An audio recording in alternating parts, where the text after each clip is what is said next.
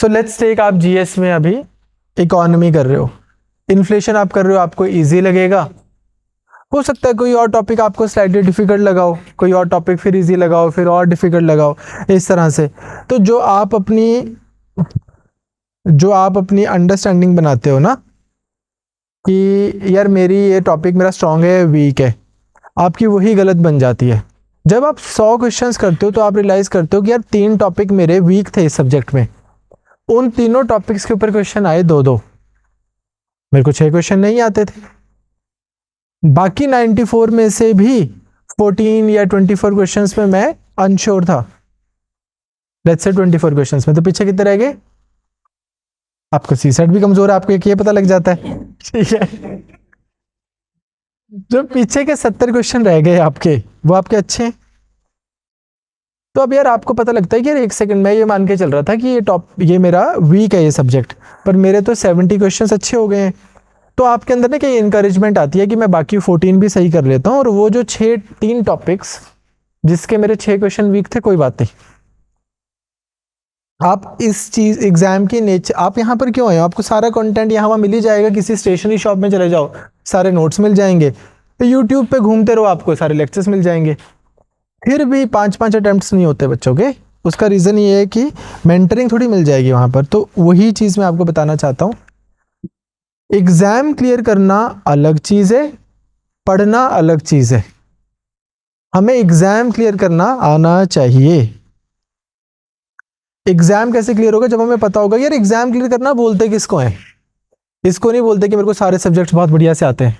आप एक बार मैम उनको भी बुलाओगे, one of the support staffs जो करते था। एग्ज़ाम क्लियर करना हम बोलते किस चीज़ को है कि यार अगर सब लोगों के 100 नंबर आ रहे थे तो मेरे 110 आ गए, इसको एग्ज़ाम क्लियर करना बोलते हैं। सब लोगों के 150 आ रहे थे, मेरे 160 आ गए, सबके 50 रह गए, भाई बड़ा बेकार पेपर था, तो भी मेरे 60 आ गए। अब जैसे हरियाणा HCS का पेपर हुआ था जो लास्ट वाला, उसका प्रीलिम्स बहुत आई वुड से अनकन्वेंशनल सा था। बहुत सारे क्वेश्चंस उसमें ज्योग्राफी ऑप्शनल के डाल दिए उन्होंने। अब ज्योग्राफी ऑप्शनल के, मेरे ना टेबल पर एक ब्राउन सी नोटबुक पड़ी है छोटी सी, वो ला दो। तो अब अगर ज्योग्राफी ऑप्शनल के क्वेश्चंस डाल दिए हैं तो ठीक है भाई, किन्हीं 10 बच्चों को आते होंगे। सेलेक्ट कितने करने हैं प्रीलिम्स में उन्होंने? से मान लो 1000 बच्चे, 2000, तो बाकी सबको ही नहीं आता होगा, कट ऑफ नीचे चली जाएगी। तो 100 मार्क्स का उनका पेपर होता है हरियाणा HCS वालों का, तो भाई कट ऑफ इस बार 40 चली जाएगी, 35 चली जाएगी। This thing you need to understand. This evaluation you only get when you do complete test. Testing बहुत इंपॉर्टेंट है। दूसरी चीज, यार हर किसी का कोई ना कोई सब्जेक्ट वीक होता है। 1-2 सब्जेक्ट वीक होने से आपका ये थोड़ी हो गया कि अब आपका पेपर क्लियर होगा या नहीं होगा, उससे उसका कुछ लेना देना नहीं है। दूसरी चीज, हर एक सब्जेक्ट में 2-3 टॉपिक हर किसी के थोड़े वीक होते हैं। अब जैसे आप कोई भी topic, let's say science and tech, science and tech में जब हम आपको करवाएंगे तो हम आपको 10-12 यूनिट्स हैं, उसमें एक यूनिट में 2-3 चैप्टर्स हैं, starting from artificial intelligence, information, space, defence, biotechnology, robotics, nano technology. अब हम आपको 20 चीज़ें करवा रहे हैं, उसमें से 20 में से 2 आपकी वीक है, तो ठीक है, क्या हो गया? Same is going to be true in all the subjects. You understand? Problem पढ़ाने वाले की भी कहाँ है और पढ़ने वाले की भी कहाँ है। वो अपनी प्रिपरेशन के टाइम पे 6-8 महीने इन टॉपिक्स पे ही वेस्ट करते रहते हैं जो फिर नहीं फिक्स हो रहे। इससे अच्छा भाई बाकी 80% सिलेबस अच्छे से करते, पेपर क्लियर कर लेते, ठीक है। But not to be misconstrued कि कोई टॉपिक मुझे पहली बार में थोड़ा सा समझ नहीं आया, मैंने हथियार डाल दिए, क्या ये वही वाला 20% होएगा जो चेतन बोल रहा था। पता लगा 80-20 की रेशियो उल्टी हो गई, 80% यहाँ पे हो गया, 20% ही आता है। तो इस चीज़ का ख्याल रखना है, ठीक। मैंने ना आप लोगों को एक बात और बोली थी कि IR के, अब IR के करंट अफेयर्स आपके अगले 2-3 दिन में हो जाएंगे कवर, ठीक है। और शाम को आई थिंक शाम को पॉलिटी स्टार्ट हो रहा है, तो मोस्ट लाइकलीहुड इसके बाद हम, मेरा मन ये था कि IR के आपके करंट अफेयर्स अगर इस वीक चलते रहते तो मैं इसके बाद साइंस एंड टेक के करंट अफेयर स्टार्ट करता, ताकि आपका जीएस में भी सुबह साइंस एंड टेक हो रहा होता, करंट अफेयर्स भी साइंस एंड टेक हो रहे होते। प्रॉबेबली दैट या फिर पॉलिटी, इन दोनों में से कोई एक करंट अफेयर्स हम स्टार्ट करेंगे। आईआर के आज, कल और मैक्सिमम परसों में आपके खत्म हो जाएंगे। ठीक है जी।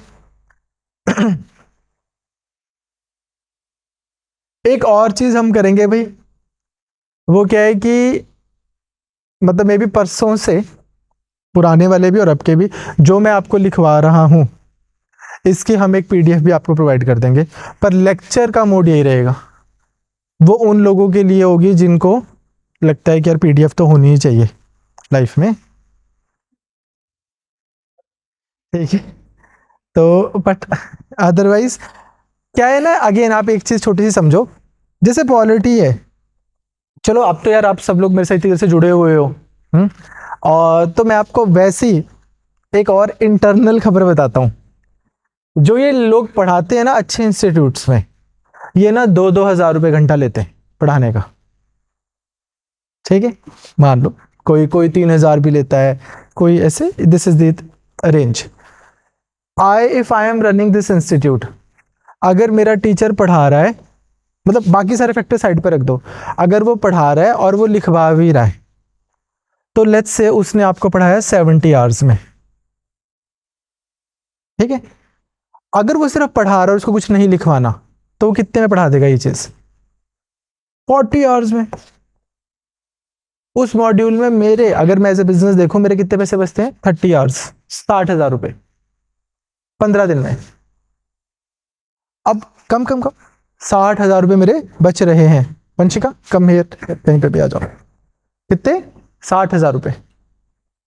अब आप कितने भी मुझसे प्रिंटेड नोट्स ले लो, इतने के नहीं आएंगे।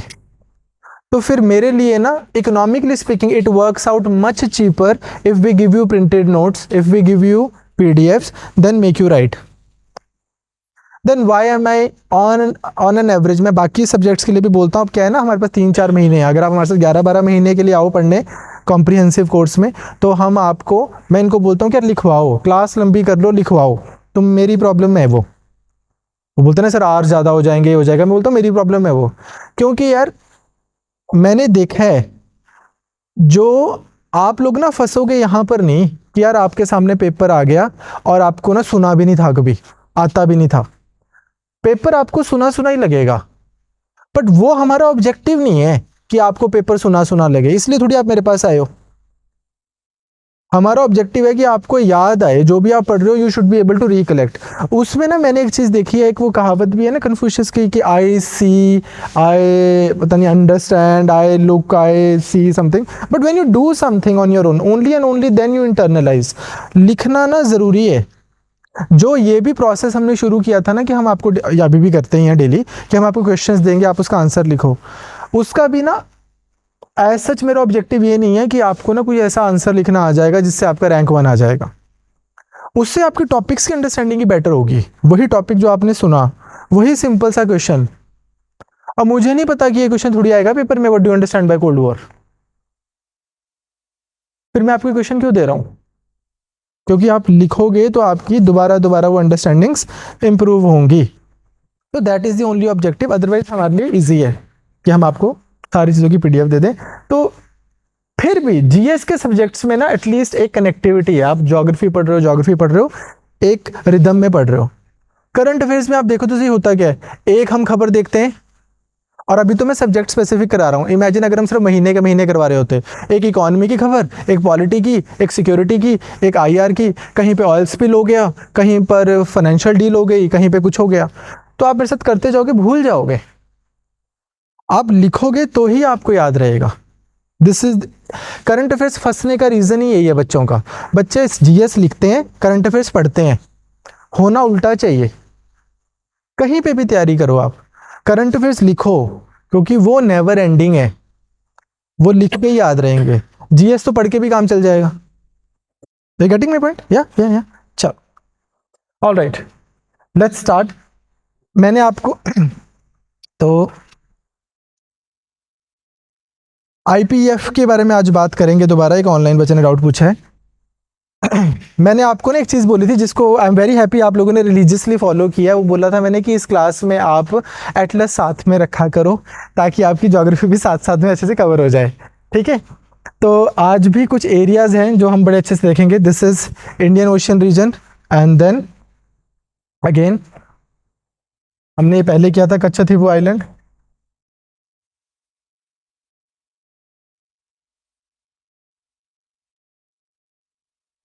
दिस नॉर्थ सी रूट, ये वाला एरिया अफ्रीकन यूनियन वाला एरिया, this is very important. Chabahar port हमने कल परसों भी किया था, आज फिर से देखेंगे इसको। IMEEC एंड दिस कुछ ऐसे इंपॉर्टेंट ज्योग्राफिकल एरियाज हैं जो आपको पेपर में आ सकते हैं, वहां से हम करेंगे। ऑलराइट, तो let's start. December December 23।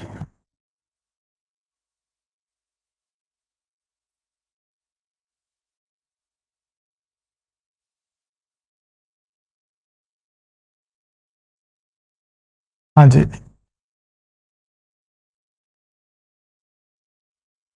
Indus x क्या है ये कौन बताएगा? ये तो हमने GS में भी किया था जब IR किया था। हाँ जी, इंडिया US, हाँ।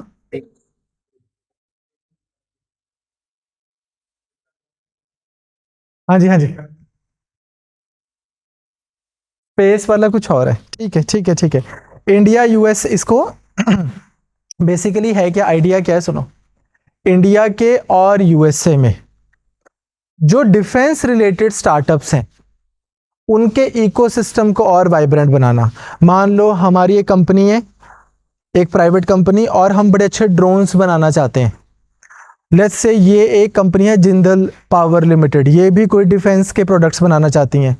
आप हो इंडिया की एक्चुअल में जो मिनिस्ट्री ऑफ डिफेंस है, ये अमेरिका की मिनिस्ट्री ऑफ डिफेंस, ये अमेरिका की कंपनीज, मान लो सीमेंस नाम की कोई कंपनी जो बहुत अच्छा डिफेंस सर्वेलेंस सिस्टम बनाना चाहती है।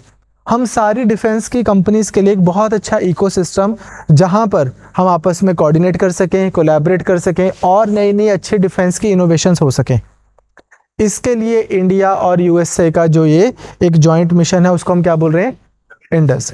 इसकी रेगुलर मीटिंग्स हुआ करेंगी, बड़ा अच्छा प्लेटफॉर्म है। आज से 2 साल पहले इसके बारे में डिसीजन लिया गया। ठीक है, वैसे भी इंडिया USA के केस में आपने शायद पढ़ा हो क्या, ICT क्या है ये, क्रिटिकल क्रिटिकल इमर्जिंग टेक्नोलॉजी। तो वैसे ही हमने ये प्लान किया है कि इंडिया और USA हम आपस में जो भी नई नई टेक्नोलॉजीज आ रही हैं with respect to artificial intelligence, internet of things से 5G टेक्नोलॉजी, जो भी मॉडर्न टेक्नोलॉजीज आ रही हैं उन सब में भी हम कोलैबोरेट करें। और वो कोलैबोरेशन बस ऐसी ना हो कि उन्होंने हमें कुछ दे दिया हमने खरीद लिया, बल्कि हम इकट्ठे डेवलप करें। तो उस बड़े इनिशिएटिव का ही एक पार्ट है इंडसएक्स। ये है हमारी गाइडलाइन कि यार ये किया करेंगे। अच्छा जी, फिर करके दिखाओ, तो एक ये हो गया। ठीक बात, इंपॉर्टेंट है, write down. India USA,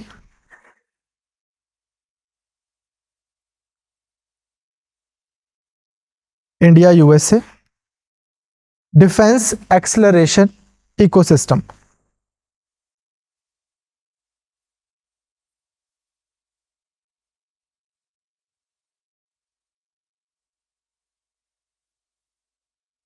ecosystem, it was launch to expand defence industrial corporation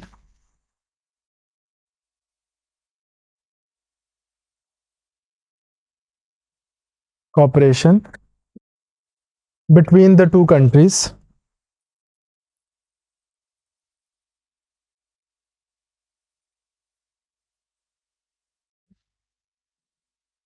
The initiative will involve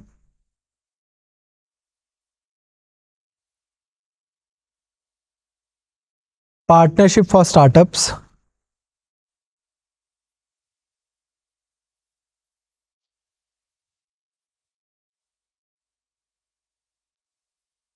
for startups, comma, Indo US joint innovation fund, joint innovation fund, ठीक है। तो है क्या कि यार एक ना स्टैंडर्डाइज सर्टिफिकेशंस हो, स्टैंडर्डाइज टेक्नोलॉजी हो, मतलब ऐसा होना चाहिए यार, इंडिया में आप वॉशिंग मशीन भी बना दो ना, वो भी यूएसए में एक्सपोर्ट करो तो उनके पोर्ट्स पे ही खड़ी रहती हैं, वो भी नहीं आप ढंग से दे पाते कि यार आपने तो प्रॉपर सर्टिफिकेशन नहीं लिया हुआ, एज पर यूएस स्टैंडर्ड्स नहीं बनी हुई। तो पहले तो आप डिफेंस को लेके ना स्टैंडर्डाइजेशन ही सेट करो कि यार ये वाली सर्टिफिकेशन अगर तेरे को इंडिया से मिल गई और तूने ये प्रोडक्ट अब बना दिया तो ये हमारी कंट्री में भी बिक सकता है, एंड वाइस वर्सा। जैसे एग्जाम्पल के लिए आईएसआई को आप इन्वॉल्व कर सकते हो कि यार कोई आईएसआई का कोड बना दो। आईएसआई कौन सा वाला जो हम बोलते हैं ना, BIS ISI, वो बोला, ठीक है कि आईएसआई मार्क नहीं होता चीजों पे, है ना। हाँ, तो क्या यार आप आईएसआई को, BIS एक बॉडी होती है, ब्यूरो ऑफ इंडियन स्टैंडर्ड, जो आईएसआई मार्क देती है आपके प्रोडक्ट्स को। क्या यार अगर ये इनसे रिलेटेड भी आप आईएसआई बना सकते हो कोड, क्या यार अगर आपने उन गाइडलाइंस के हिसाब से प्रोडक्ट बनाया है तो if you have ISI certificate you can export your product to USA as well, and opposite of that is also true. तो इस तरह से joint certifications, joint funding, collectively initiatives लिए जाएं, ये इंपॉर्टेंट है। जितनी मैं डिस्कशन कर रहा हूँ ये आपको मेंस और इंटरव्यू में काम आएगी, प्रीलिम्स में आपको यही आएगा कि Indus x is in the context of, तो वहाँ पे स्पेस एक्सप्लोरेशन नहीं करके आना। क्यों? क्योंकि स्पेस एक्सप्लोरेशन है, लिखो अगला, आर्टेमिस अकॉर्ड।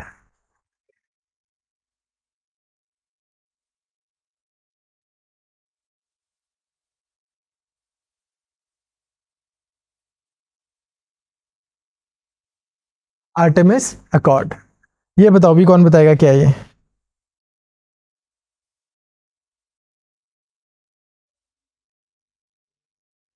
हाँ,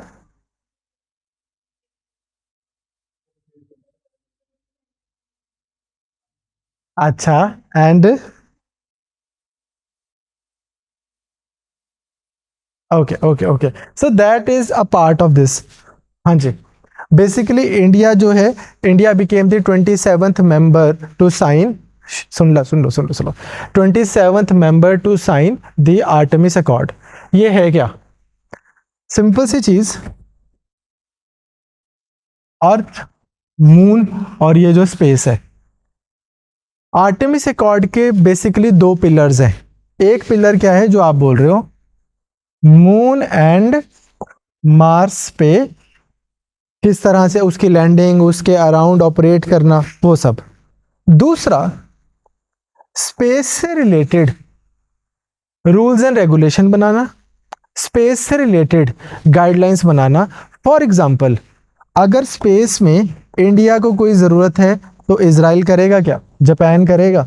और अगर जापान को कोई ज़रूरत है तो ESA, यूरोपियन स्पेस एजेंसी, उसके क्या रूल्स रहेंगे, क्या रेगुलेशन रहेगी। आपको याद होगा मैंने आपको 3 दिन पहले एक चीज़ करवाई थी, आउटर स्पेस ट्रीटी। वो आउटर स्पेस ट्रीटी याद है 1967 की? वो क्या बोल रही थी? स्पेस की मिलिटराइजेशन नहीं करनी, स्पेस की मिलिटराइजेशन नहीं करनी। क्या नहीं करना? उधर वेपन ऑफ मास डिस्ट्रक्शन नहीं लेके जाने और स्पेस में न्यूक्लियर बॉम्ब नहीं लेके जाने।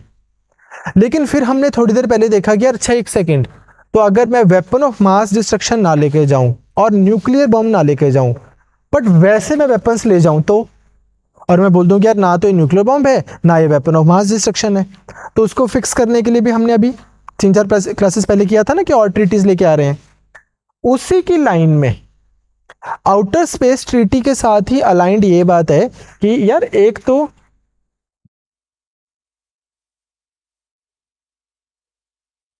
कोई ना इतना तो कर, इसको माफ है। आप थोड़ा इधर हो, ठीक है? ज्यादा लगी बेटा? ओके ओके, चलो चलो, है। तो एक आर्म इसकी क्या है, मून एंड मार्स, और दूसरी आर्म क्या है कि यार स्पेस में एक रूल बेस्ड तरीके से स्पेस को चलाना। ठीक बात, क्लियर? हाँ जी, लिखो फिर। Artemis accord are a set of principles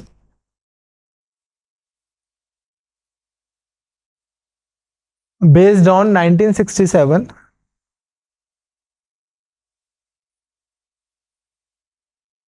outer space 1967 outer space treaty between countries।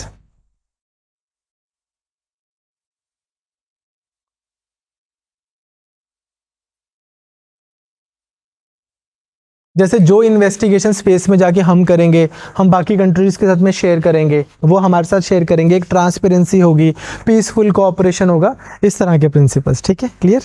Right down this program, Artemis program is established by NASA. 3 लाइनें छोड़ दो बस। NASA in coordination with the US Space Department।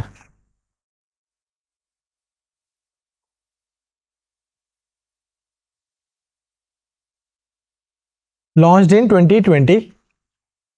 Bullet point लिखे जाओ। Launched in 2020। Founding members कौन है इसके? Australia, very good. Canada, Italy, Italy, ठीक है, जापान, जापान, लग्जमबर्ग,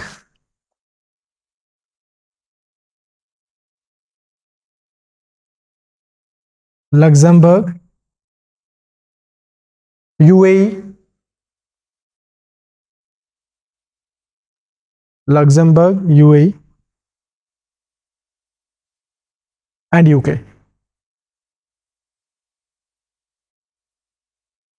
ठीक है, यूके। आपको दो वो आइडिया समझ आ गए ना इनके? एक है moon and Mars. See you guys need to realize one thing. आप में से कितने लोग ऐसे हैं जिन्होंने इंटर कॉन्टिनेंटल ट्रैवल किया हुआ है? 4-5 लोगों ने, 5-6 लोगों ने किया हुआ है, मतलब एशियन कॉन्टिनेंट से बाहर गए हुए हो आप। लेकिन डू यू थिंक कि अगर आप अपने से ग्रैंड पेरेंट्स के टाइम पे जाओगे तो ऐसा नहीं था? मे बी 100 में से किसी एक ने किया होता। उसके भी पीछे जाओगे तो और रेयर था। तो बट आज अगर आप देखोगे एटलीस्ट किसी भी शहर में आप रैंडम कोई 100 लोगों को मिलोगे, उसमें से 5-6 लोग तो एटलीस्ट इंटरकॉन्टिनेंटल इन नेचर हैं, इंटरकॉन्टिनेंटल स्पीशीज हैं अब हम। ठीक, आप में से बहुत सारे रह भी आए होंगे वहां पर, या opposite of that is also true, वहां से भी तो रह रहे हैं। In next 50 years human beings will evolve more logistically speaking and we will be interplanetary species। जैसे आज से 200 साल पहले ये सुनने में आपको बहुत वियर्ड लगता है कि हम इंटरकॉन्टिनेंटल स्पीशीज थोड़ी बन जाएंगे, कि परिवार के 4 लोग रह रहे हैं यूके में, 5 रह रहे हैं कनाडा में, 3 रह रहे हैं ऑस्ट्रेलिया में, 10 रह रहे हैं पंजाब में। ऐसे थोड़ी होते हैं। बट आज तो ये कॉमन सेंस बन गई है। वैसे ही होगा कि शादी में वेट हो रही है मार्स वाली पुआ दी,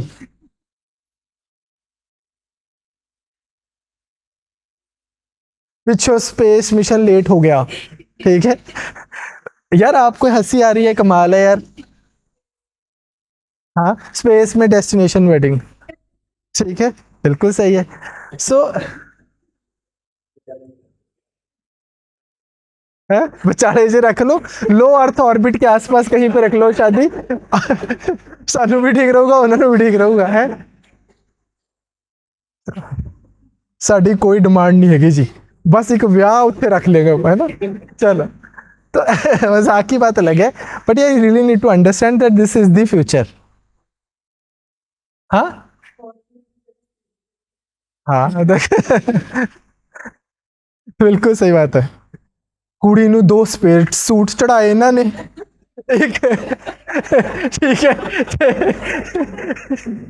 ਤੇ ਇੱਕ ਮੁੰਡੇ ਨੂੰ ਕੀ ਦਿੱਤਾ? स्पेस वाला रॉकेट। बिल्कुल ठीक है। चलो जी, चलो बस बस बस, वो फीलिंग ही लेने लगे। चलो हरियर, तो क्या है फर्स्ट इसका प्रिंसिपल्स क्या है? तो first is cooperation for peaceful purposes,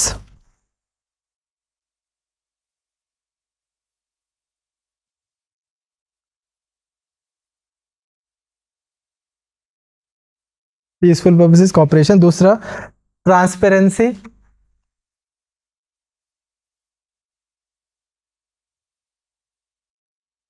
inter operability, operability, ये बहुत अच्छा वो है, interoperability. Fourth emergency assistance,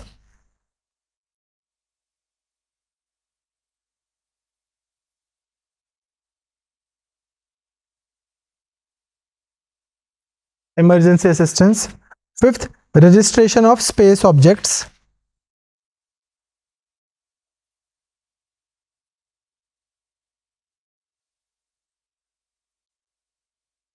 ताकि कल को ना अनवांटेड इंटरफेरेंस ना हो, तो जितने भी स्पेस ऑब्जेक्ट्स हैं उनकी एक रजिस्ट्रेशन हो जाए। एज ए सेड अर्लियर, मैंने मजाक में आपने ले लिया होगा बात को, यार जैसे जो आपके पूर्वज करते रहे होते हैं, चांसेस हैं कि आप उसी में कुछ और बेटर करने की कोशिश करते हो। तो यार ये वो लोग हैं जिन्होंने ना अनइनहेबिटेड लैंड्स को कॉलोनाइज किया है। अमेरिका बना दो, लैटिन अमेरिका बना दो, कनाडा बना दो, ऑस्ट्रेलिया बना दो, यूरोप से निकल निकल के। अब आगे उन्हीं के आगे आगे बच्चे हैं फिलोसफिकली स्पीकिंग। तो अब वो चलो यार, this is what human spirit is. ठीक है, ठीक है, तो उस तरह से लगे हुए हैं। Next, release of scientific data,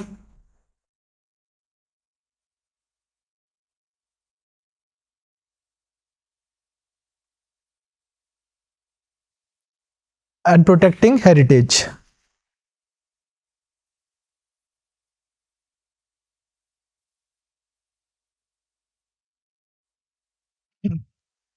outer space में हमारी कुछ इंपॉर्टेंट लैंडिंग साइट्स हैं, उनको डिस्ट्रॉय नहीं करना, इस तरह की चीजें, प्रोटेक्टिंग हेरिटेज।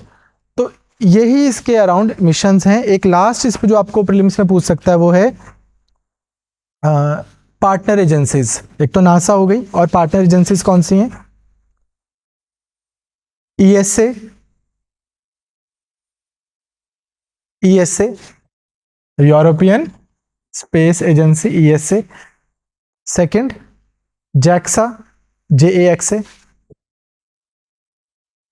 ये हम करेंगे साइंस एंड टेक में ना, don't worry. Japan aerospace exploration agency, very good. CSA,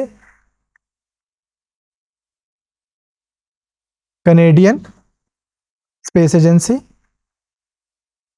ISA, Israel.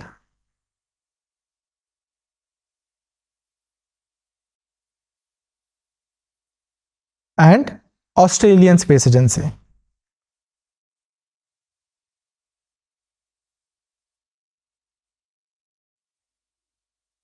नहीं है। और लेकिन इसका मतलब ये नहीं है कि आप उनसे कुछ शेयर नहीं कर सकते, कोई इन्फॉर्म या उनके साथ में कोई प्रोजेक्ट नहीं ले सकते। ठीक है, क्लियर। अब यार इसके बाहर उसको आर्टेमिस कॉर्ड पे कुछ पूछना है तो पूछे, इतना बहुत है। यार कब लॉन्च हुआ था, किसका मिशन है, इंडिया कौन सा मेंबर है, क्या इसका एजेंडा है, क्या इसके मेजर पिलर्स हैं, कौन सी मेन सपोर्टिंग एजेंसीज हैं। 27 मेंबर बना था, बट ठीक है, वैसे 56 के आसपास सिग्नेटरीज हैं, वो नहीं आएगा आपको। हाँ जी, ठीक। तो आपको इंडस एक्स क्लियर है, आर्टेमिस अकॉर्ड क्लियर है। थर्ड, कच्छ थीवू आइलैंड, इस पे मैंने शायद पहले भी आपसे एक बार बात की थी। अमृत बताएगा, उस दिन उसने पूछा था क्या होता है स्ट्रेट।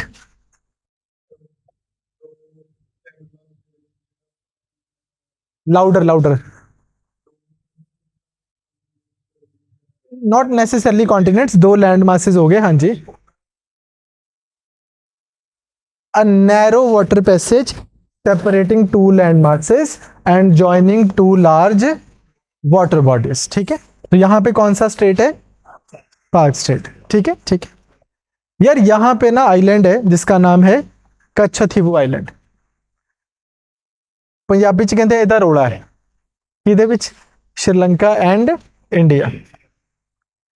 पुराने टाइमों में ब्रिटिश के टाइम से ही जो श्रीलंका को सरकार चला रही थी ब्रिटिश की और इंडिया को चला रही थी, उनके बीच में भी एक वो था कि यार ये किसका है। इंडिया वाली सरकार बोलती है कि यहाँ पे राजा ऑफ रमनाद, RAMNAD, राजा ऑफ रमनाद का ये आइलैंड होता था, उसका एरिया था।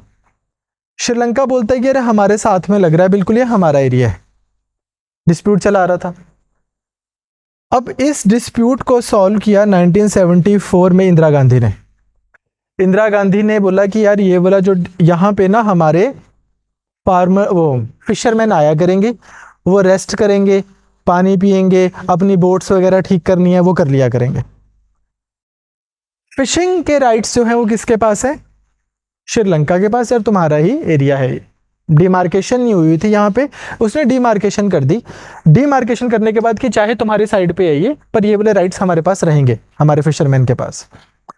डिमार्केशन नहीं हुई थी, इंदिरा गांधी ने डिमार्केशन कर दी, सिंपल। 76 में फिर उन्होंने एक और इनके साथ ट्रीटी की जिसमें उन्होंने ऑफिशियली रिकॉग्नाइज किया इसको श्रीलंका का हिस्सा।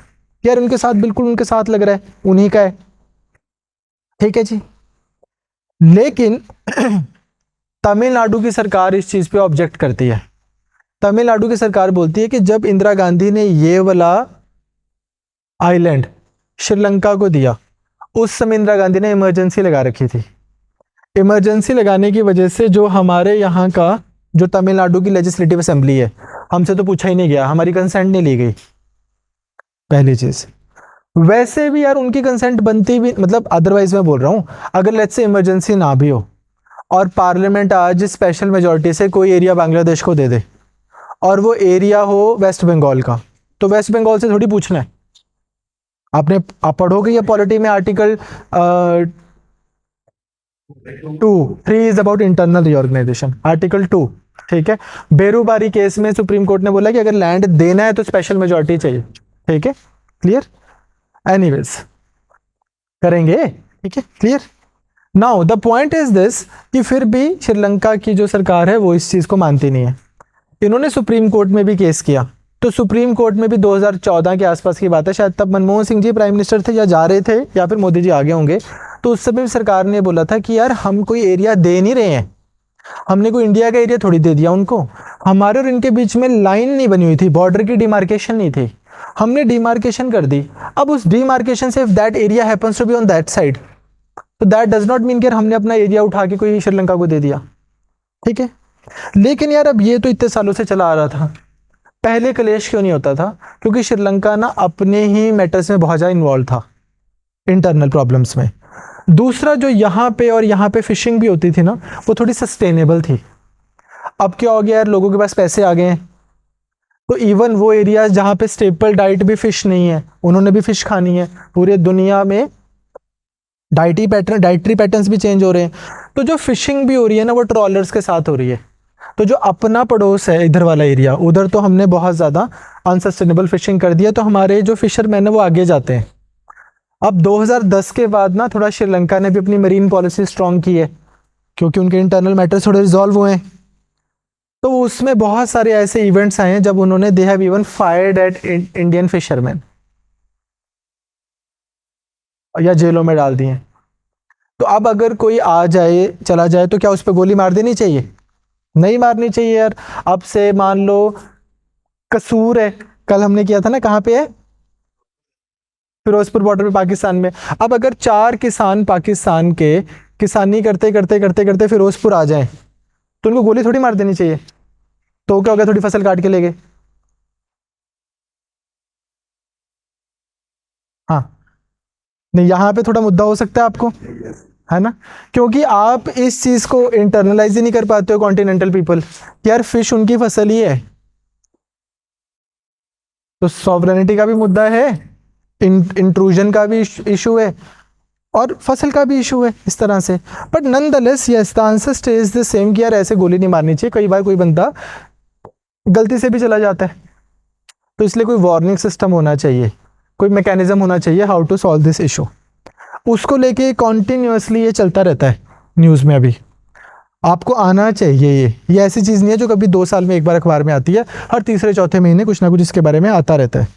बट स्टैंड हमारा यही है कि यार गोली नहीं मारनी चाहिए, सारी बोट्स के ऊपर नंबर प्लेट लगी हो, ऑफिशियल नंबर प्लेट्स होनी चाहिए, एरियाज डिमार्केट होने चाहिए, कौन सा एरिया जोन एरिया है, बफर जोन, कौन सा वार्निंग एरिया है, एंड सो ऑन। तो कच्छतीवु आइलैंड अगर आता है तो किस कॉन्टेक्स्ट में है ये? India and Sri Lanka. ठीक है जी। इंडिया के पास कौन से राइट्स हैं? Non fishing rights. आप जाओ, रेस्ट करो, सो जाओ, आइलैंड है ना, इस तरह की चीजें।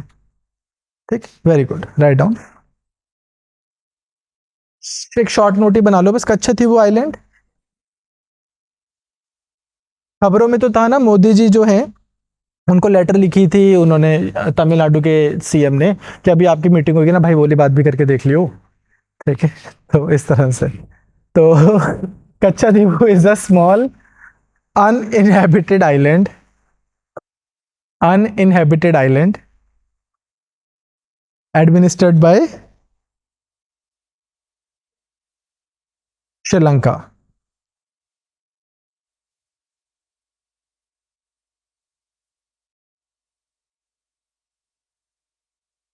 ठीक है जी, श्रीलंका।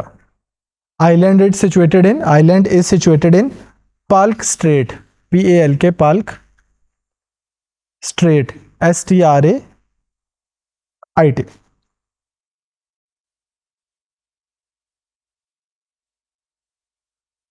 एक लाइन लिख लो, 1974 agreement.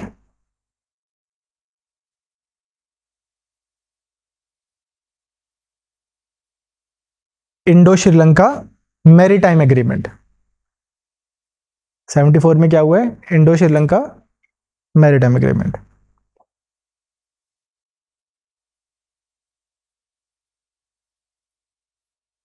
And 1976 agreement,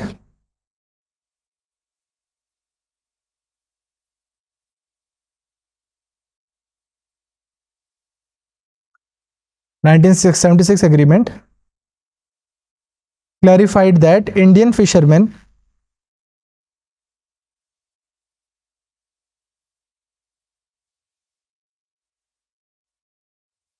shall not do fishing in Sri Lankan EEZ।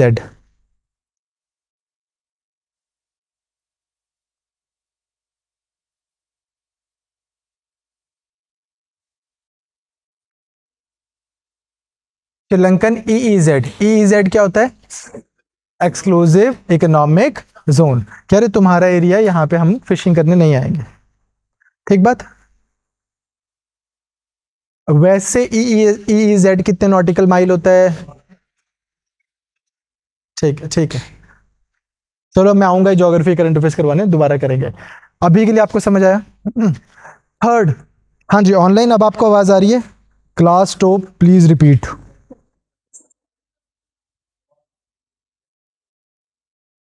वो तो आपकी कॉन्टिनेंटल, हाँ जी,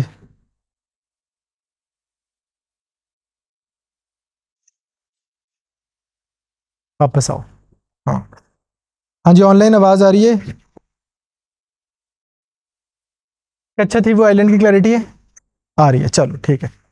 यार नेक्स्ट आपको ना आने के चांसेस कम है, पर अगर आ जाए तो नेटो +5, ये फ्रेज सुना आपने कभी? सुना है? Very nice. क्या है ये? नेटो पे तो क्वेश्चन आने के चांसेस बहुत ज्यादा हैं। स्वीडन और उसको जो ऐड किया था फिनलैंड को, उस पे भी आने के क्वेश्चन ज्यादा हैं। जो हमने अभी तक नेटो के ऊपर किया है वो बहुत इंपॉर्टेंट है। नेटो +5 पे क्वेश्चन आने के चांसेस कम है, पर फिर भी 2 मिनट लगेंगे, रट्टा लगा लेते हैं।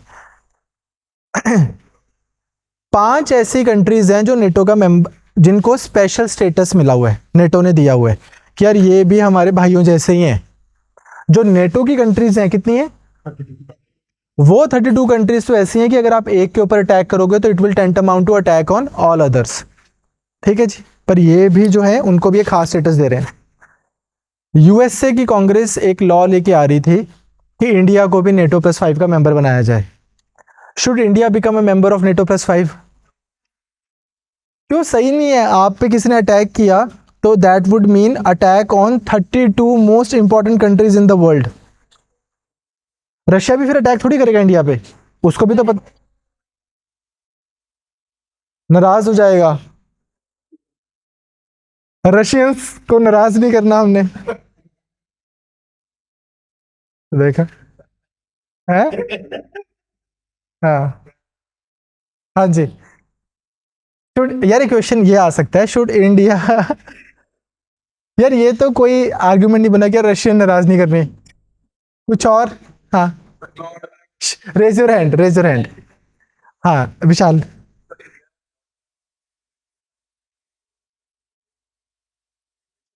हाँ, इंडिया की एक पॉलिसी है not to be a part of either of this military alliance. कोई ना यार, इंसानों ने पॉलिसी बनाई है, इंसान ही बदल सकते हैं।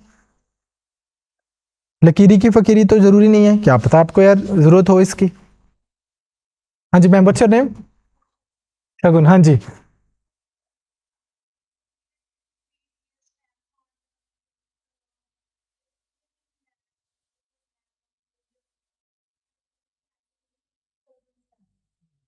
India will lose its sovereign stand. Okay okay, किसी ने टर्की पे अटैक किया, इंडिया को बोला चल काका तू भी आ जा। अच्छा, समबडी एल्स। हाँ Gurpreet, Gurpreet.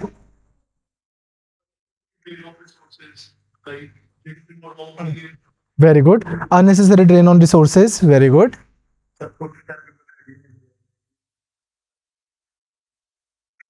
We have the nuclear bombs, we have sufficient. यार देखो नेट आज की डेट में ना, आप एक चीज समझना, आज की डेट में ना आपको जो ये एसोसिएशन चाहिए होती हैं, ये इसलिए नहीं चाहिए होती कि यार कल को 32 कंट्रीज मेरी तरफ से लड़ेंगी। ये चाहिए होती है ताकि लड़ाई हो ही ना in first place. Your deterrence power should be so high. पहले हम बात करते थे बैलेंस ऑफ पावर, कि यार एक बराबरी हो दो कंट्रीज के बीच में अगर पावर की, शक्ति की, तो पहली कंट्री दूसरी कंट्री पर अटैक नहीं करती। लेकिन उसमें क्या होता है, एक कंट्री अपनी पावर बढ़ा लेती है, दूसरी भी बढ़ा लेती है। Now we talk about balance of deterrence. Punjabi च कहिए था ड्राबे दा बैलेंस। यार कोई मेरे के ऊपर अटैक नहीं कर रहा, किस वजह से? कि यार कॉस्ट बहुत हाई होएगी, इसलिए नहीं मैं अपनी ये बढ़ा रहा हूं न्यूक्लियर बॉम्ब्स, कि यार मैंने सब दुनिया पे न्यूक्लियर बॉम्ब फेंकने हैं, बट सो दैट किसी भी कंट्री को पता है कि यार वर्थ नहीं है इंडिया पे अटैक करना। तो उसमें एज मनरूप है, मनरूप एज राइटली सेड, कि यार इंडिया के पास सफिशिएंट डिटरेंस पावर है। As Gurpreet has rightly said कि unnecessary drain of resources है, unnecessary dragging into the wars which are not even ours। ठीक, and your point is also valid. ये अच्छा भी नहीं लगता, पुराने बुजुर्ग बोल के गए थे नैम रहना है। हाँ,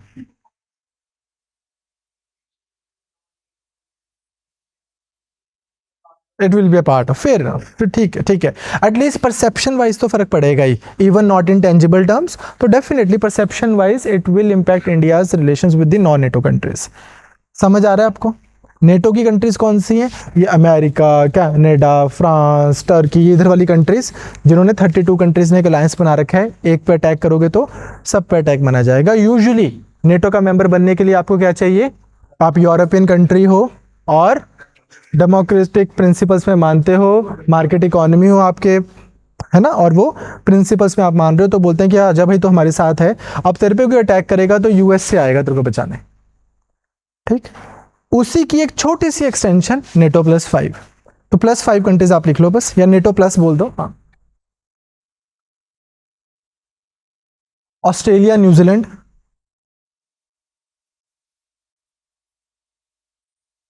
जापान, साउथ कोरिया,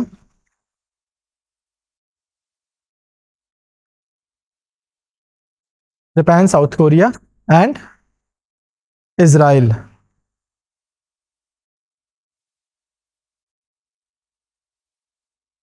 इजराइल।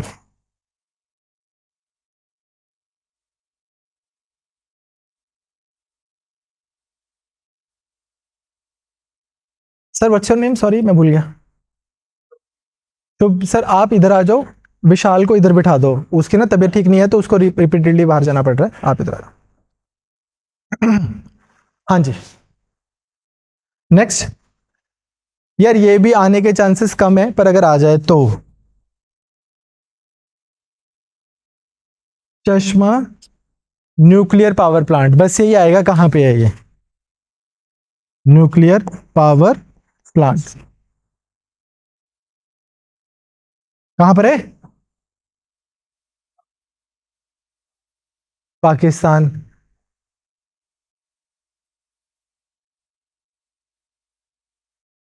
हाँ जी, ठीक है, तो अगर आ जाए तो वेरी गुड, पाकिस्तान। वहां पे एक जगह है मियांवाली, मियांवाली पंजाब उत्थे। इस्लामिक वर्ल्ड में कौन सी कंट्री है जिसके पास न्यूक्लियर बॉम्ब है? एंड पॉसिबली बोलते हैं शायद Iran is also making one, पर ईरान का ऐसा है नहीं है कि ऑफिशियली उसने बोल दिया कि यार ये रहा मेरा बम। हाँ, कदों अनाउंस हुआ है? नहीं नहीं नहीं, उनके प्रोग्राम्स चल रहे हैं, प्रोग्राम्स के ऊपर काफी ज्यादा, जैसे इजराइल साइबर अटैक करता रहता है, यूएस से करता रहता है, पर पाकिस्तान के पास तो कह के है ना कि ये रहा मेरा न्यूक्लियर बॉम्ब। ठीक, क्लियर। तो बस यार ये कभी आ जाए आपको चश्मा तो आपको पता हो है कहाँ। तुक्का भी लगाना होता, अगर आपको पेपर में 4 ऑप्शंस होती है, आप क्या क्या क्लिक करते? अच्छा अच्छा अच्छा अच्छा, हिंदी है ना, क्या ये उर्दू वर्ड है? अच्छा अच्छा अच्छा। यार एक चीज, as I said in the beginning, कि इट्स वेरी इंपॉर्टेंट अपना मैप वर्क अच्छा करो। There was one more news जो मैं आपसे कवर करना चाहता हूं।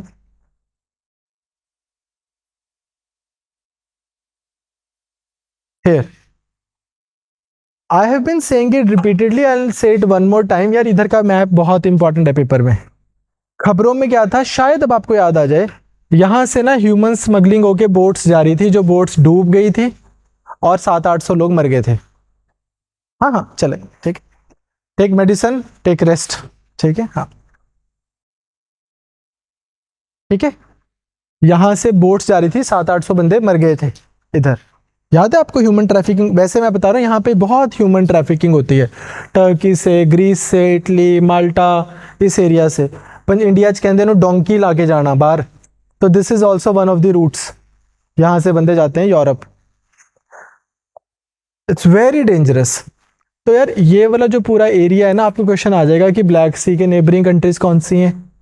सीरिया से अगर मेरे को लेट्स से फ्रांस जाना है तो कौन कौन से एरियाज आ रहे हैं, मेडिटेरेनियन सी को, ये क्वेश्चन है सारे PYQs बोल रहा हूँ कि मेडिटेरेनियन सी से इनमें से कौन कौन सी कंट्री जो है वो बॉर्डर करती है। तो reason I want to have this picture here is that you open this picture when you are studying on your own, spend good at least 15 minutes. कल इस पे मैं क्वेश्चन पूछूंगा 3-4, ये आने चाहिए आपको। ठीक है, बहुत इंपॉर्टेंट एरिया है ये दुनिया का। रोज एक एक एरिया करते जाएंगे। आज आपका होमवर्क क्या है? मेडिटेरेनियन से। ठीक ठीक ठीक। नेक्स्ट, अक्टूबर। नवंबर में कुछ खास नहीं था। ठीक,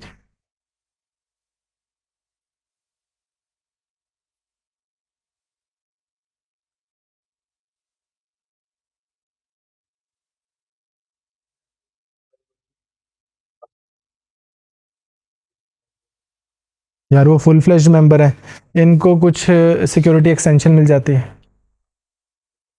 हाँ जी, हाँ, ठीक है। अगेन वेरी इंपॉर्टेंट, इंटरनेशनल सी बेड अथॉरिटी।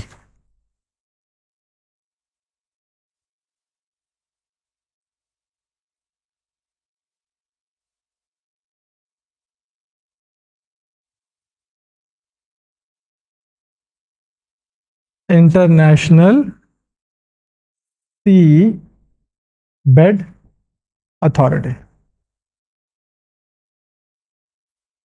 बेसिकली सारी कंट्रीज समुद्रों में जा रही हैं कोबाल्ट निकालने, निकल निकालने, कॉपर निकालने, डीप सी माइनिंग कर रही हैं सारी कंट्रीज।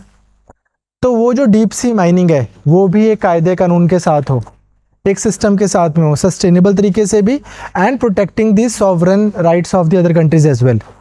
उस चीज के लिए जो इंटरनेशनल सीज है, जिसको हम हाई सीज भी बोलते हैं, उनके लिए जो अथॉरिटी बनाई गई है उसका नाम क्या है? ISA। इसका हेडक्वार्टर कहां पर है? Jamaica, Kingston. तो राइट डाउन, ये इंपॉर्टेंट है। फिशिंग पे ना बहुत ज़्यादा क्वेश्चंस आ रहे हैं रिपीटेडली, वाटर पे, फिशिंग पे, ओशियंस पे रिपीटेडली क्वेश्चन आ रहे हैं। The ISA was established in 1994 to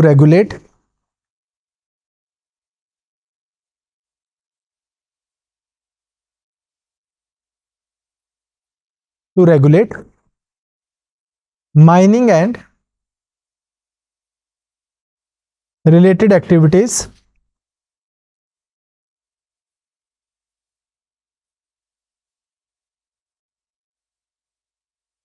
in seas, SCS, in seas beyond national jurisdictions.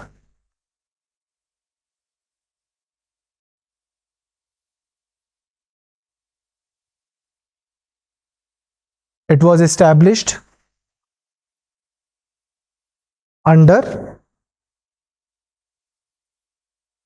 UNCLOS। UNCLOS ये क्या है? United Nation convention on laws of. United Nation ने एक बॉडी बनाई हुई है जो आपको डायरेक्शंस देती है कि इंटरनेशनली कैसे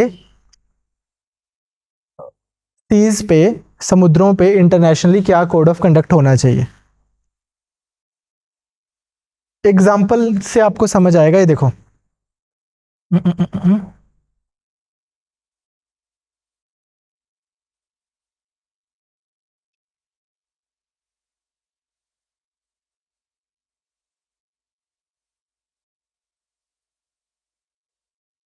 ये देखो, आपको एक एग्जाम्पल के लिए समझा रहा हूं।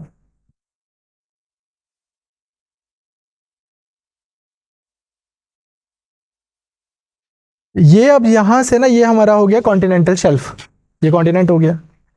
इसके इधर जो 12 नॉटिकल माइल तक का एरिया है, 12 नॉटिकल माइल का, उसको हम क्या बोलते हैं? Territorial waters. Very good.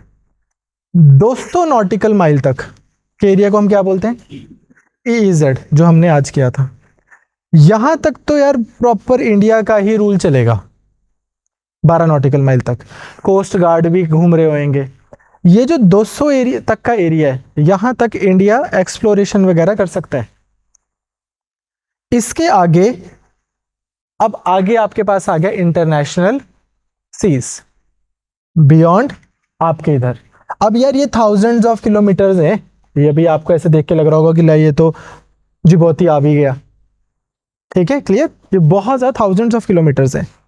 अब United Nation convention on laws of seas ये क्या बता रहे हैं? यार यहां पे इन सारे एरियाज में आपका क्या कंडक्ट होना चाहिए on these thousands of kilometres. इसी का मैं आपको एक और एग्जांपल बताता हूं जिससे आप और समझ पाओगे। जैसे ये देखो, ये हमने बॉर्डर बना लिया between India and Pakistan. Land था तो बॉर्डर बनाना इजी था, लाइन लगा दी। बट यार अब ये रहा इंडिया और ये रहा पाकिस्तान, ये रहा इंडिया। ये वाला जो पानी है, ये इंडिया का है कि पाकिस्तान का है? अब ये इशू हो गया। पाकिस्तान के शिप्स भी यहां पे आ सकते हैं गुजरात के पोर्ट पे, और इंडिया के शिप्स भी जा सकते हैं कराची के पोर्ट पे। तो इसको कैसे सॉल्व करना होता है इन इश्यूज को? तो इसके लिए भी United Nation convention on laws of seas, UNCLOS, कुछ गाइडिंग प्रिंसिपल देता है। For example, United Nation convention on laws of seas क्या बोलता है? ये हो गई कंट्री 1 इंडिया, ये होगी कंट्री 2। 200 नॉटिकल माइल तक इसका extended economic zone, 200 nautical mile तक इसका एक्सटेंडेड इकोनॉमिक जोन। ये वाला सारा एरिया कैप्टन जैक स्पैरो का। ठीक है, ये वाला सारा एरिया किसका है? ये इंटरनेशनल वाटर्स है। तो बॉर्डर की कोई इशू ही नहीं है, यहां तक इनके शिप्स जाएंगे, यहां तक इनके शिप्स जाएंगे, और ये इंटरनेशनल एरिया हो गया।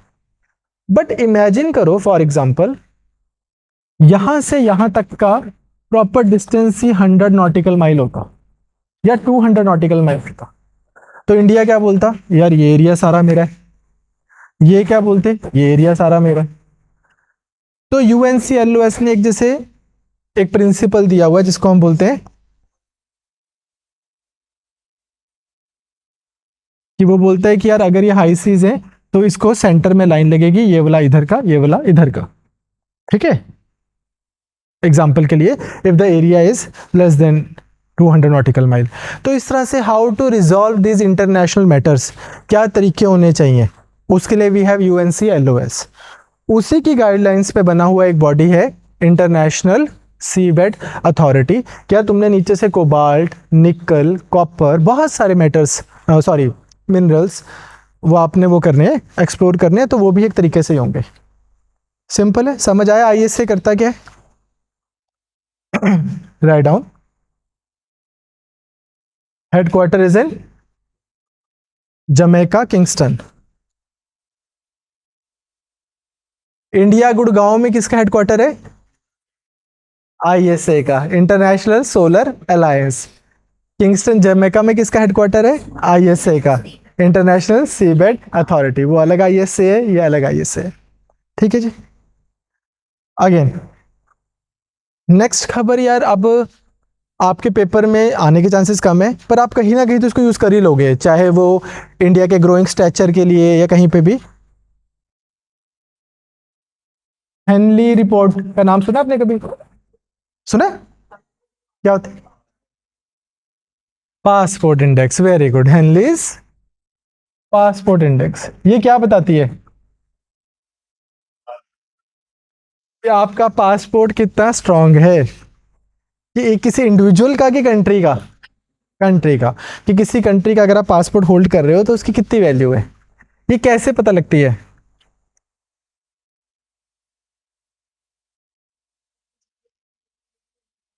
Very good, more the number of countries which are allowing you to enter without requiring a visa, better is your, मतलब हैवियर इज योर पासपोर्ट, ठीक है। तो उसमें इंडिया की रैंकिंग खराब होती जा रही है कि ठीक होती जा रही है?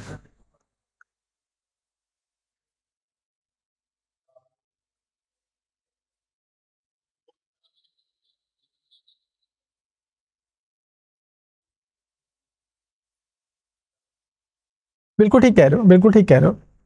70s में, पर ये आपको आएगा नहीं कभी, कि ये तो रैंक यार चेंज होता जाता है, चेंज होता जाता है, इम्प्रूव हो रही है यार। अल्लाह अल्लाह, अपनी चढ़ाई है। चल अजरबैजान घूम के आइए, नाले गोल्डी ब्रांड नु मिले मगे।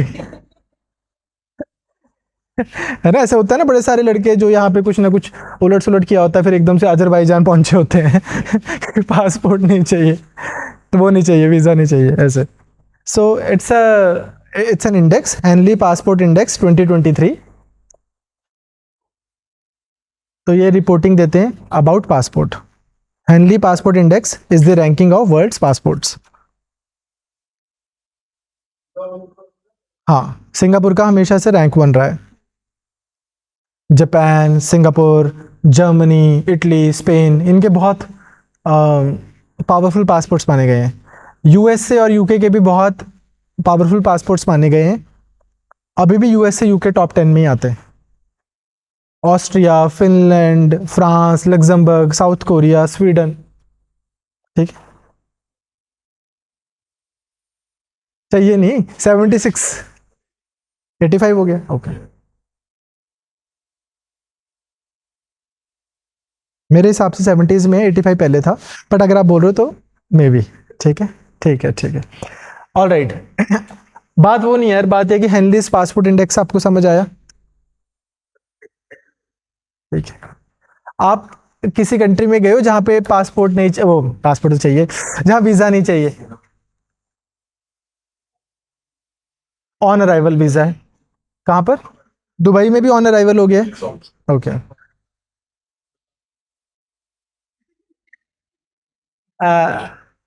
मॉरिशस में ऑन अराइवल हो, ऑन अराइवल है। नेपाल में ऑन अराइवल है? बाली में भी ऑन अराइवल है, बाली, ओके। ईरान ने ऑन अराइवल कर दिया था इंडिया के लिए कुछ टाइम पहले, I think few months ago. अच्छा, ओके ओके।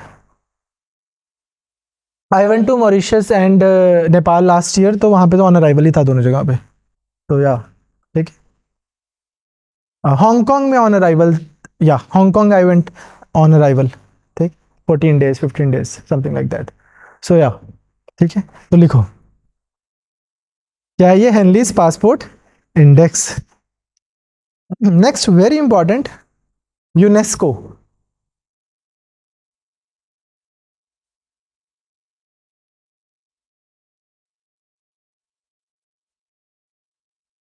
क्या है भाई यूनेस्को, और ये न्यूज में क्यों था? Louder louder. नहीं, इंटरनेशनल रिलेशंस में यूएस से पहले यूनेस्को का पार्ट होता था, फिर यूनेस्को ने छोड़ दिया था कोल्ड वॉर के टाइम पे भी कि यार हम यूनेस्को छोड़ रहे हैं। क्यों? कहते हैं कि यार तुम ना बहुत, तुम्हारा सोवियत टिल्ट है, तुम्हारी सोच, तुम्हारी फंडिंग, तुम्हारी बातें वो सोशलिस्ट डोमिनेटेड है। फिर भी यूनेस्को दोबारा, यूनेस्को रीगन के टाइम की बात बता रहा हूँ आपको, रोनाल्ड रीगन के टाइम पे, अब यूनेस्को फिर पार्ट बन गया था।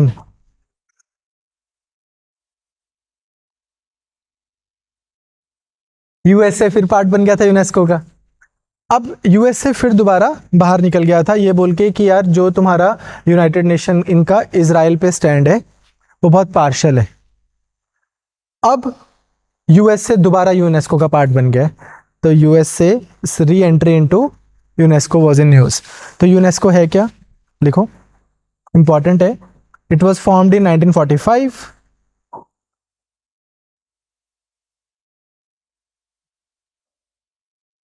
as a specialized agency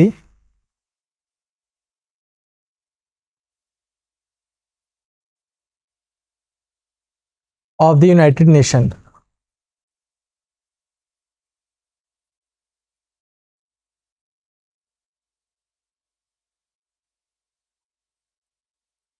Purpose: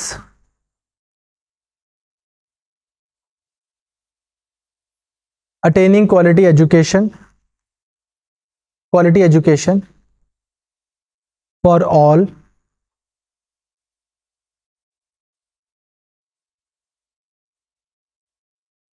second, mobilizing scientific knowledge,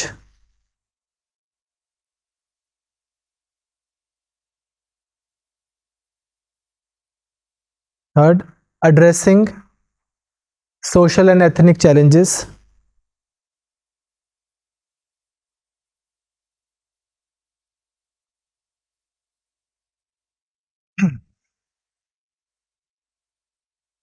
and next, foster, पालन पोषण करना, fostering cultural diversity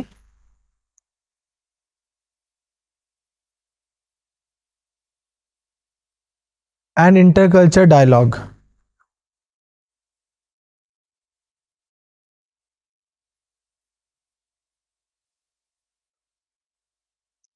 आप ना, जब हम आपको करंट अफेयर्स में ही culture related, art and culture related current affairs करवाएंगे, तो जो भी इंपॉर्टेंट साइट्स हैं आपकी जिनको यूनेस्को लिस्ट में आती हैं, तब आप इसको दोबारा देखोगे। यूनेस्को एक और काम भी करती है with respect to sites. UNESCO declared sites होती है ना, रामसर साइट्स अलग हैं। रामसर साइट्स, रामसर है ईरान में, वो है वाटर बॉडीज के लिए। यूनेस्को साइट्स अलग हैं। यूनेस्को साइट्स दो टाइप की होती हैं, एक होती है नेचुरल साइट्स, एक होती है नेचुरल साइट्स, जैसे इंडिया में हो गई मान लो, नहीं नहीं नहीं, जैसे लेट्स, अरे एक सेकंड, जैसे काजीरंगा हो गया, ठीक है, या जैसे वो तमिलनाडु और कर्नाटका और केरला का जो ट्राई जंक्शन है उसको क्या बोलते हैं, नीलगिरी है ना, ये वाला एरिया। एक होती है मैन मेड, जो लोगों ने बनाई है, जैसे कि मान लो खजुराहो हो गया, या फिर अगर even Chandigarh is also contesting कि यार चंडीगढ़ को यूनेस्को साइट का वो मिले। हाँ हाँ, गांधी भवन की बात चलती है। इस तरह से बहुत सारी जो मैन मेड साइट्स हैं, या फिर कोई से अकबर ने कोई किला बनाया, हाँ फतेहपुर सिकरी या something like that, Konark temple, ये वाले हो गए कोई इस तरह से। तो वो साइट्स डिक्लेयर होती हैं, यूनेस्को साइट्स, मैन मेड और नेचुरल बोथ। उस कॉन्टेक्स्ट में भी आप यूनेस्को को पढ़ोगे। फुल फॉर्म क्या यूनेस्को की? United Nations educational, scientific and cultural organisation.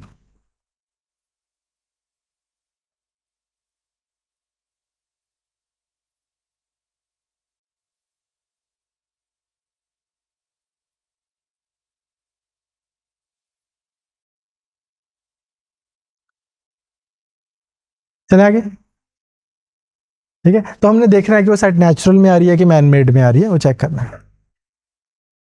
यार जैसे हमने भी हेनलीज पासपोर्ट की बात की थी ना, वैसे एक और टर्म होती है जो बड़ी रेगुलरली न्यूज में रहती है with respect to passports only. क्या बोलते हैं उसको हम?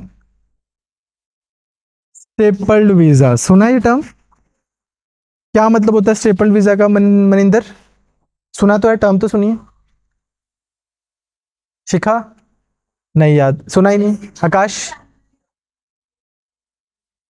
Very good. जैसे फॉर एग्जांपल मेरे पास में, मान लो मैं इंडिया का बंदा हूं, एम्बेसी चलाता हूं, और मेरे पास में कोई पर्सन आए पाकिस्तानी ऑक्यूपाइड कश्मीर से, पीओके से, बोले इंडिया का वीजा दे दो। मैं उसको बोलूं यार तू पागल है, तू वीजा लेगा? तू पासपोर्ट ले इंडियन, जहां का तू पैदाइश है, तू तो हमारा है भाई। वो तो हमारी जमीन कब्जे में है पाकिस्तान के, और हम प्यार मोहब्बत से बाद में ले लेंगे। हम तो इस पासपोर्ट को नहीं रिकॉग्नाइज करते कि यार person born in PoK, how can that person be a Pakistani passport holder. Argument के लिए आपको बता रहा हूं, अगर कोई बंदा पीओके में पैदा हो, उसको बस इंडियन पासपोर्ट होना चाहिए। इंशाल्लाह एक दिन होगा। हाँ हाँ हाँ। तो उसी तरह से चाइना ऐसा करता है। चाइना बोलता है, स्पेशली अरुणाचल प्रदेश के जो लोग हैं वहां पे, कि यार आपको आओ भाई चाइना घूमो, बीजिंग शंघाई अब घूमना ही है, लेकिन अब इस पासपोर्ट पे हम ठप्पा नहीं लगा रहे हैं। ये एक पेज पे हमने वीजा दे दिया, इसको स्टेपल कर दिया हमने तेरे पासपोर्ट के साथ। इंशाल्लाह एक दिन, सबको लगा हुआ इंशाल्लाह एक दिन। तो ये जो कंट्रोवर्सी, इसको हम क्या बोलते हैं? Stapled visa. ठीक है, write down. Visa,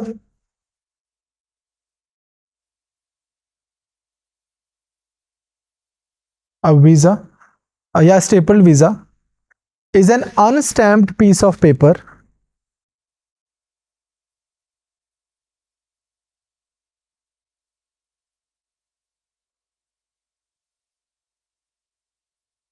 piece of paper which is stapled to the passport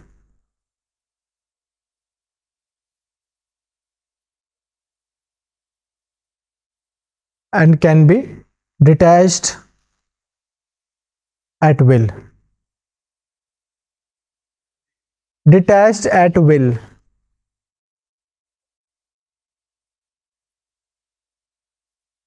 Like most things in your life. Yeah, unlike most things in your life, at least the visa can be detached at will. ठीक है, समझ आया आपको? Page फाड़ दो आप, बस बात खत्म होगी, उस पे नहीं स्टैंप लग रही। तो ऐसा चाइना करता है स्पेशली इस एरिया के लिए। हम वैसे भी एक टर्म मैंने आपसे पहले भी डिस्कस की थी, when it comes to Arunachal Pradesh, तो एक टर्म रेगुलरली न्यूज में आती है, कार्टोग्राफिक अग्रेशन। ये आप भी टर्म यूज कर सकते हो अपने एसेज में, अपने आंसर्स में। चाइना ने 64 ऐसे एरियाज हैं जिनका नाम चेंज किया हुआ है मैप में, अरुणाचल प्रदेश में, कि यार ये एरिया जो है ये चाइनीज टेरिटरी है और इसका असली नाम ये है। तो अपना एक पैरेलल मैप निकाल देता है वो। एक तो हमारा मैप हो गया, फॉर एग्जाम्पल मैं बोलूँ चंडीगढ़ मेरा है पर्सनली, तो एक तो तुम्हारा सबका हो गया मैप की सेक्टर 35, एक sector 38।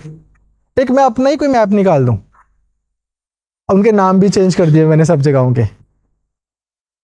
What am I trying to do here is psychological warfare, that ये मेरा ही एरिया है। वो अरुणाचल प्रदेश को क्या बोलता है? साउथ तिब्बत, कि तिब्बत हमारा है और अरुणाचल प्रदेश साउथ तिब्बत है, तो इसलिए अरुणाचल प्रदेश भी हमारा है। ठीक है, चलो। हाँ,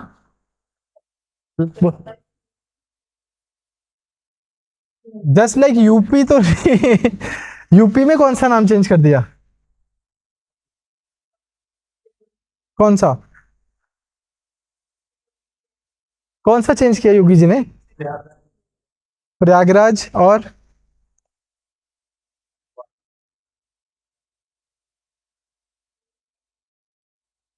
अच्छा अच्छा। अयोध्या। पहले क्या नाम था?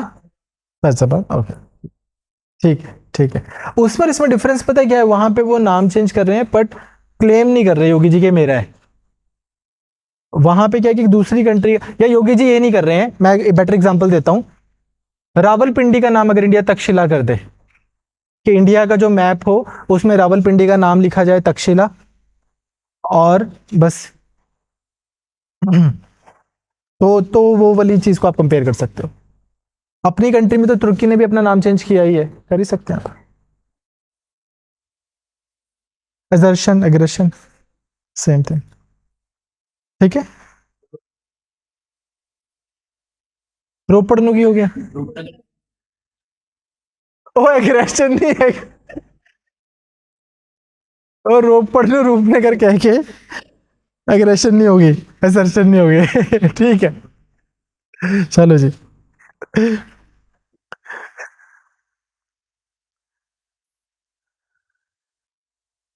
नाइस। नेक्स्ट, कौन सा मंथ किया अभी हमने? अक्टूबर किया ना? सितंबर।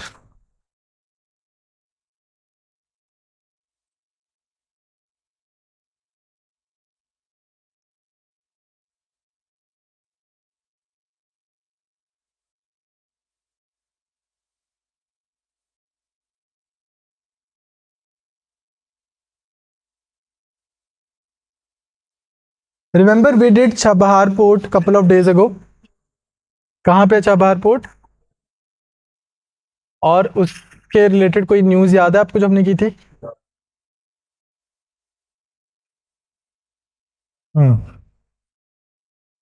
अगेन, जस्ट टू रिवाइज, आज और कल में आपकी बहुत चीजें रिवाइज ही होंगी। अब आपको समझ भी आ जाएगा कि काफी चीजें हो गई। Just to revise again, the idea is कि ये रहा कांडला पोर्ट। कांडला का है? मुंबई, गुजरात। हाँ हाँ। इतने कॉन्फिडेंस से बोल रहे हो, मेरे को भी लग रहा है कि हाँ मुंबई में ही होएगा। है? है? गुजरात में एक जगह है। सारे कांड गुजरात में होते हैं यार। कांडला कहाँ है? गुजरात में, हाँ। गुजरात से 550 नॉटिकल माइल के आसपास ये आ गया चबार पोर्ट ईरान में। अगेन आइडिया क्या है कि यार इंडिया से कंसाइनमेंट्स गुड्स जो हैं वो जा सके इधर, ईरान। ईरान से फिर इधर इस तरह से अफगानिस्तान, अफगानिस्तान से सेंट्रल एशिया। तो इंडिया को अगर कजाकिस्तान, उज्बेकिस्तान कुछ भी सामान भेजना है तो कहाँ से जाए? इधर से इधर, इधर से इधर, and then so on. Chabahar port फिर दोबारा एक बार खबरों में था। इंडिया और ईरान ने डिसाइड किया था कि अगर इसको यहाँ पर कभी कोई डिस्प्यूट हो जाएगा तो हम फॉरेन थर्ड पार्टी एंटिटी को नहीं बिठाएंगे, आपस में ही सॉल्व करेंगे। ये अब इंपॉर्टेंट नहीं है, बस एक आधी लाइन ही आपको पता होनी चाहिए, बट इसका स्कोप बहुत है चबार पोर्ट का। ठीक है, क्लियर? लिख लो एक लाइन। ये मेंस के पॉइंट ऑफ व्यू से बोल रहा हूँ, प्रीलिम्स में टेस्ट नहीं होएगी।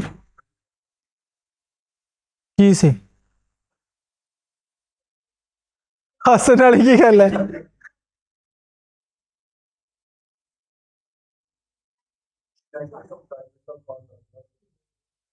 हाँ, तो फिर अच्छा हसन वाली की गल है।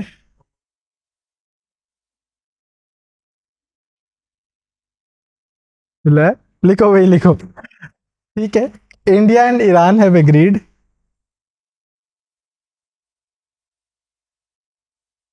To drop for,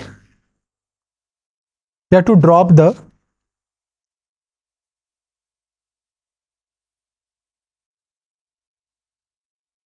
to drop the clause for arbitration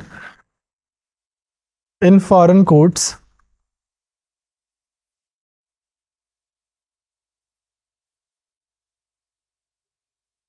in foreign courts with respect to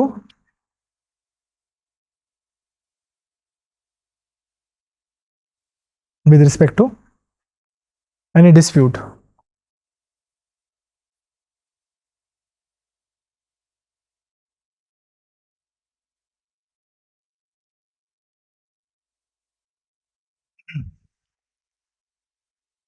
यार आप ना एक दो चीज़, वैसे अगर आपका इंटरेस्ट है तो आप एक चीज़ समझो। देखो यहाँ से ईरान की कनेक्टिविटी, ईरान से आगे अफगानिस्तान की कनेक्टिविटी, फिर आप एक और चीज़ इंडिया रशिया में पढ़ोगे, international north south transport corridor, वहाँ से उधर की कनेक्टिविटी, फिर IMEC आपने अभी पढ़ा है, इंडिया मिडल ईस्ट, है ना, यूरोप इकोनॉमिक कॉरिडोर, उसकी connectivity. The world will look very different 30 to 40 years from now. India will look very different 30 to 40 year from now. आप एक बार इमेजिन करो, आज हमने आर्टेमिस अकॉर्ड किया था, गिनी चुनी 4-5 कंट्रीज जो स्पेस में एक्सप्लोरेशन कर रही हैं, इतनी एक्सक्लूसिव सीट उसमें एक किसके पास है? इंडिया के पास। अभी 50 साल नहीं हुए, सपेरों का देश था, रेडियां, बुग्गी झोटे, है ना, एग्रीकल्चर, लाइट आ गई, पूरे मोहल्ले में पता लग जाता है, सारे शोर में जाते हैं लाइट आ जाए जब, है ना, इस तरह से। So if you look at the way India is moving, of course there is a lot to gain but a lot has been achieved. वही आपको इधर भी दिखेगा, it look very different trade wise as well as geostrategically, geopolitically, geoeconomically, in all three spheres. तो अब खबरों में क्यों है? इंडिया और ईरान आपस में अपने लॉजिस्टिक्स, ट्रेड रिलेटेड मैटर्स को सॉल्व करने के लिए एक सिस्टम बना रहे हैं।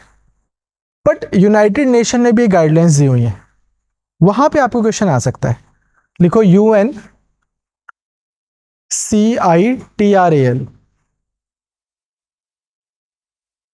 ये पढ़ा है किसी ने? है, वेरी गुड, बताओ क्या है?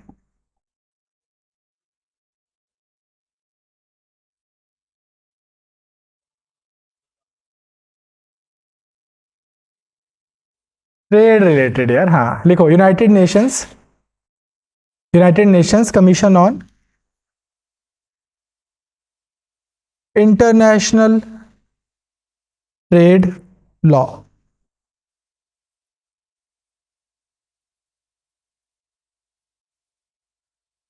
हाँ, फॉरेन कोर्ट ही बोला था बेटे मैंने पहले, ठीक है, alright, trade law, it was established in 1966। Test में क्वेश्चन आएंगे इनके ऊपर, ये इंपॉर्टेंट है बहुत। Established in 1966, it is UN's body for international trade.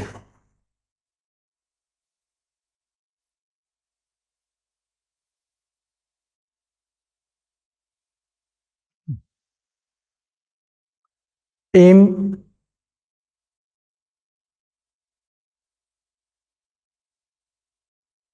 To modernise and harmonise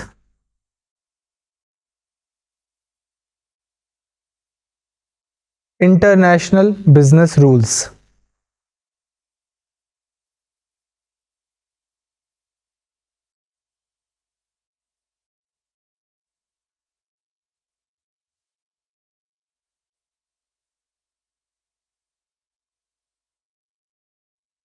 यार आपको 1 मिनट दो मेरे को, एक चीज आपको समझाता हूं जो आपको पेपर में नहीं आएगी, पर आपको it will make you understand things better.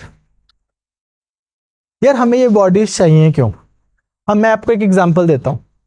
Let's take, Charandeep काम करता है एयर टिकट्स बुक करने का, ठीक है, वंशिका काम करती है कॉस्मेटिक्स का, आंचल लेट्स से इंजीनियरिंग गुड्स बनाती है, ठीक बात क्लियर? अब ये तीनों ने अपने प्रोडक्ट्स जो है USA में बेचने हैं। तो चरणदीप किस चीज का काम कर रहा था? एयर टिकटिंग का। और ये बड़ी सस्ती एयर टिकट, इसकी एक वेबसाइट है। मैं सैन फ्रांसिस्को में बैठा था, मैंने सैन फ्रांसिस्को से जाना था न्यूयॉर्क।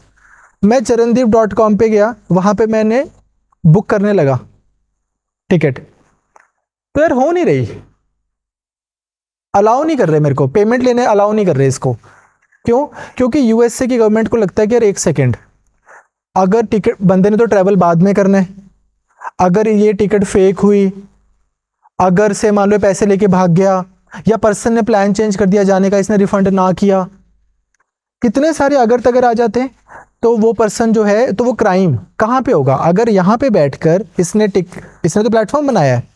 मैंने सैन फ्रांसिस्को से न्यूयॉर्क जाना था, मैंने बाद में प्लान चेंज कर दिया, 4 महीने बाद जाना था, मैंने रिफंड मांगा, इसकी कंपनी रिफंड नहीं दे रही, प्रॉब्लम हो जाएगी। समझ पा रहे हो पहली चीज? तो यार ऐसा होना चाहिए कि कोई एक जगह हो जहां पे ये पहले रजिस्टर करे, जब ये रजिस्टर करे तो ही ये यूएसए में टिकट्स बेच सके, तो ही ये यूएसए में सिटीजन्स का इंटरेक्ट कर सके। अब ऐसी सर्टिफिकेशन होने से इसको फायदा है कि नुकसान है? इसको ना फायदा है, अगर ये जेन्युइन ट्रेडर है, क्योंकि इसको पता है मैं सर्टिफाई करवाऊंगा प्रॉपर प्रॉपर मैंने टिकट्स बेचनी है। लेकिन मनरूप की इंटेंशन अलग थी कि यार मैं एक काम करता हूं, लोगों को ना ऐसे सस्ते सस्ते पैकेजेस दिखा देता हूं, वो बुक करेंगे, पैसे लेके भाग जाऊंगा। तो क्योंकि ऐसे वाले लोग थे मार्केट में, इसलिए जेन्युइन लोगों को भी प्रॉब्लम हो रही थी।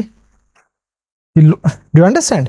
तो इस तरह से हमने एक सिस्टम बना दिया कि राइट तरीके से ये चल सके। फिर वंशिका कॉस्मेटिक्स बनाती है, कोई और पर्सन भी बैठा है मान लो पोर्चुगल में, वो भी कॉस्मेटिक्स बनाता है। अब हमारे पास में कोई स्टैंडर्डाइजेशन ही नहीं है, और इसके प्रोडक्ट्स और उसके प्रोडक्ट्स दोनों गए, उसके प्रोडक्ट से एलर्जीज हो जाती हैं लोगों को। उसके प्रोडक्ट्स जो हैं वो बीच में 4 गमीज भी दे देती है, ये भी खा लो, इससे तुम्हारी हेल्थ बड़ी अच्छी हो जाएगी, और फिर बाद में लोगों को प्रॉब्लम्स हो जाती हैं। तो कोई स्टैंडर्ड सिस्टम होना चाहिए हेल्थ रिलेटेड भी। डॉक्यूमेंटेशन कुछ साथ लगे होने चाहिए कि यार अगर आपने इस इंडस्ट्री का प्रोडक्ट बेचना है तो ये डॉक्यूमेंटेशन आपको चाहिए। Do understand? इस तरह से ना अगर आप मेरे साथ में डिस्कशन करने पे आओगे तो आप देखोगे कि यार इंटरनेशनल ट्रेड जो है it can be very complicated, and it is very important that we streamline international trade, तभी तो प्रॉस्पेरिटी बढ़ेगी। अब ये बिजनेस मैनेजमेंट की क्लास नहीं है, इसलिए मैं आपको क्रक्स समझाने की कोशिश कर रहा हूं कि international trade can be very complicated, from refunds to genuine products to certifications to actually ensuring that your product reaches the place, to insurance, to all those things। तो उसके लिए हमें यार कुछ बॉडीज चाहिए होती हैं, जो बॉडीज एक स्टैंडर्डाइज रूल बनाए, फिर कंट्रीज अपनी कंट्रीज में जाके वो बोले as per that rule laws बनाए, ताकि a person operating in Portugal, person operating in Sweden, person operating in India, Australia, Abu Dhabi, उन सबको ना एक बहुत प्रिडिक्टेबल रिजीम मिले, एक जैसे रूल्स एंड रेगुलेशन हो। Do understand? ठीक, तो राइट डाउन।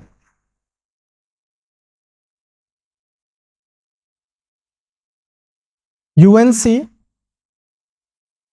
क्या इसका एम क्या है? To modernise and harmonise international business rules.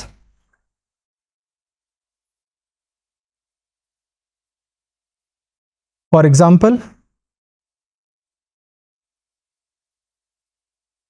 First model laws and rules, modern नए,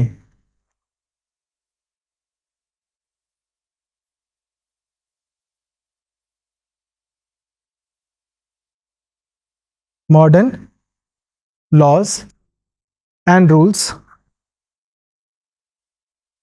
विच act as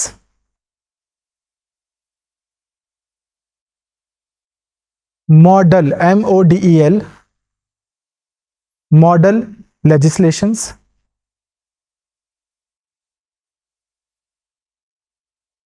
second, technical assistance.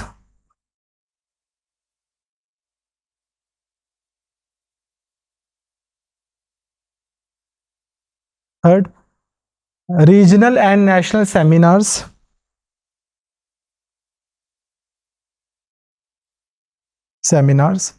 On uniform commercial law, information dissemination जिसको हम बोलते हैं, ऑन यूनिफॉर्म कमर्शियल लॉ। ठीक, स्टैंडर्डाइजेशन करनी है आपने मैक्सिमम पूरी दुनिया में, तभी ट्रेड मैक्सिमाइज होएगा। कोई डाउट? चलें आगे।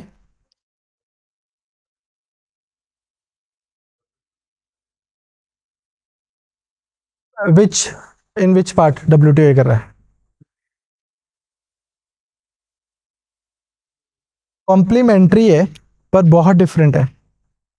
कॉम्प्लीमेंट्री है पर बहुत डिफरेंट है।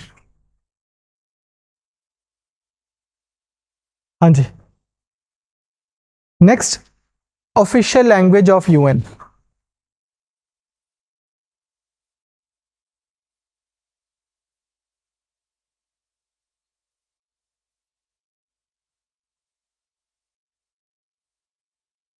Official language of UN। Basically news में क्या था, जब G20 मीटिंग हुई थी ना, तो G20 मीटिंग का थीम क्या था, किसी को याद है?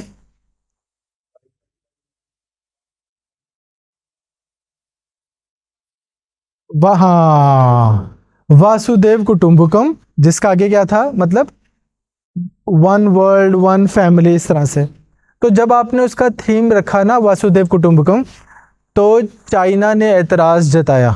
वो बोलते कि यार आप संस्कृत में रख रहे हो नाम, हमें तो संस्कृत आती नहीं, या अदरवाइज संस्कृत ऑफिशियल लैंग्वेज नहीं है वर्ल्ड की, तो इसमें नहीं होना चाहिए। तो इंडिया ने क्लैरिफाई किया था कि यार हमने वासुदेव कुटुंबकम नाम नहीं रखा, आगे स्लैश देके इंग्लिश ट्रांसलेशन दी है, one world one family one value, इस तरह से एक हमने इसकी ट्रांसलेशन दी है, which was accepted of course.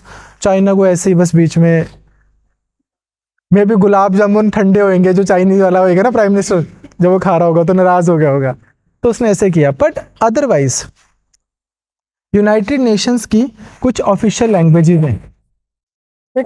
Official languages very good, कौन कौन सी हैं? इंग्लिश, कोई मैंने कहा तुम्हारे पास भी? अच्छा हाँ, बोलो बोलो। SC,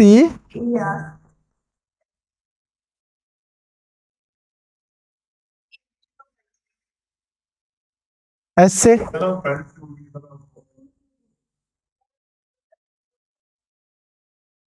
एस से स्पेनिश,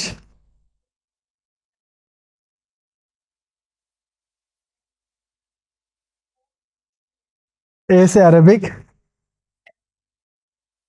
F से फ्रेंच,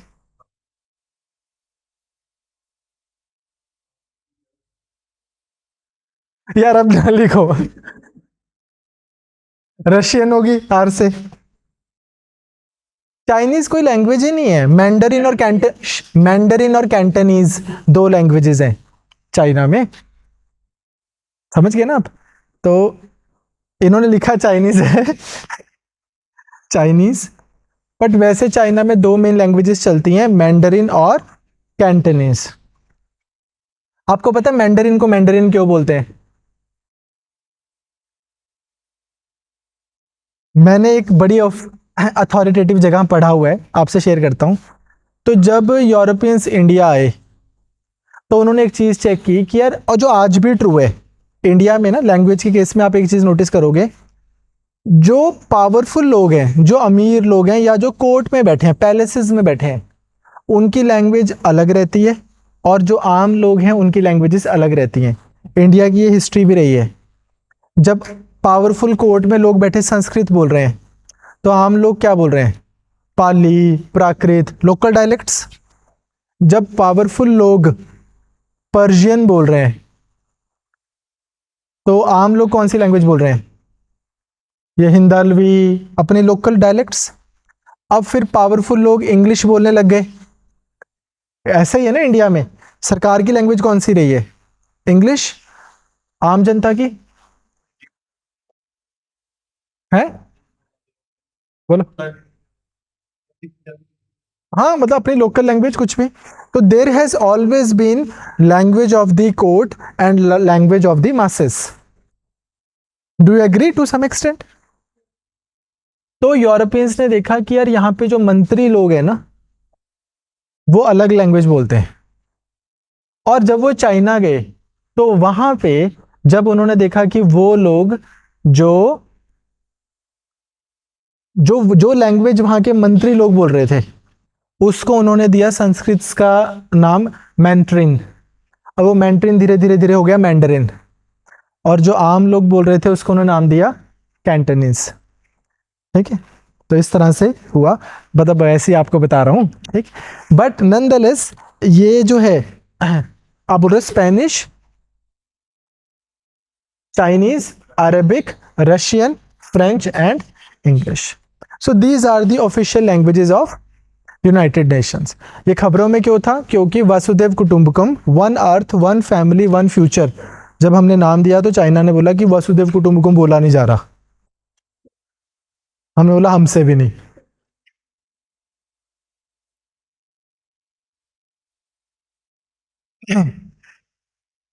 ठीक है, यूएन की ऑफिशियल लैंग्वेजेस, इंडिया की भी ऑफिशियल लैंग्वेजेस होती हैं, पता है आपको? कॉन्स्टिट्यूशन में जो दी हुई है, आपको करवाएंगे कौन से शेड्यूल में? 8th शेड्यूल में इंडिया की ऑफिशियल लैंग्वेजेस दी हुई हैं। कितनी है? 22। Very good. पहले 14 होती थी, फिर बढ़ा के 18 कर दी थी, और फिर 4 और बढ़ा दी। एक लास्ट 4 जो बढ़ाएगी, मैं भी निमोनिक दूं उसका? Dogri, Santhali and Maithili.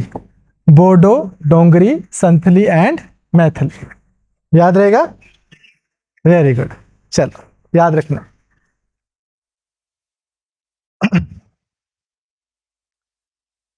Jaskaran, north sea route, next लिखो।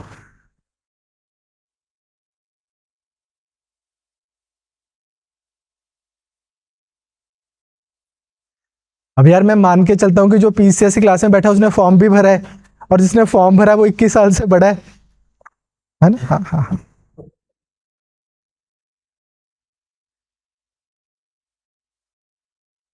तो ऐसे स्कैंडलाइज ना हो।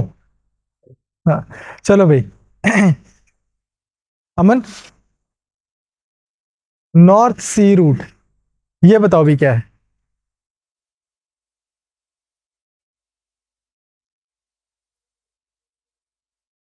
Very good very good very good. यहां से this route is being explored, जो कि डिस्टेंस जो है वो बहुत छोटा कर देता है। Very nice, write down.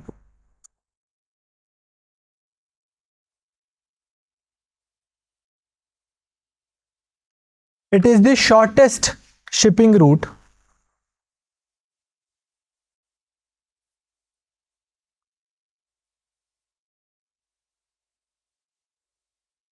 shipping route for freight,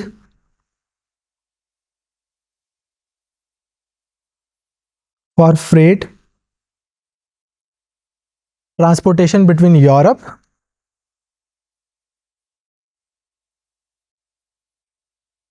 and Asia Pacific region.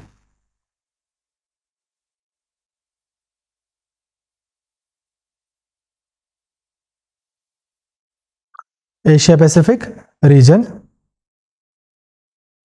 It is 5600 kilometers. Kilometer route which starts at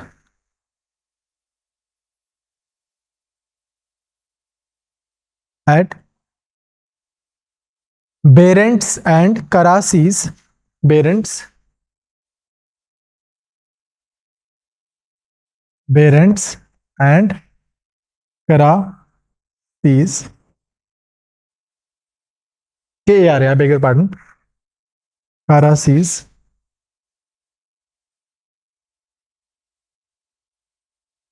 बस ज्योग्राफी का क्वेश्चन मान लो इसको, आप आईआर का नाम मानो। Karasis and ends at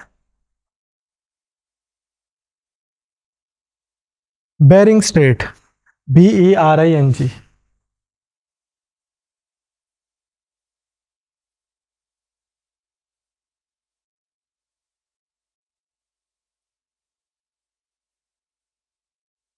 पहले भी ना, जब सुएज कनाल नहीं बनी थी जैसे यहाँ पे, तो इंडिया से अगर यूरोप जाना है तो क्या रूट होता था?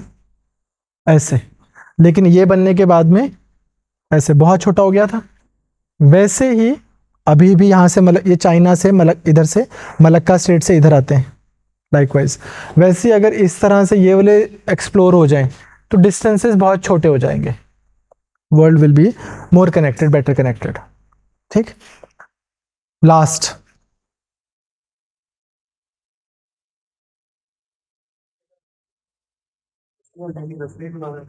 मतलब बना नहीं रहा, एक्सप्लोर कर रहा है, रूट तो बनाई हुआ है। हाँ जी, हाँ जी।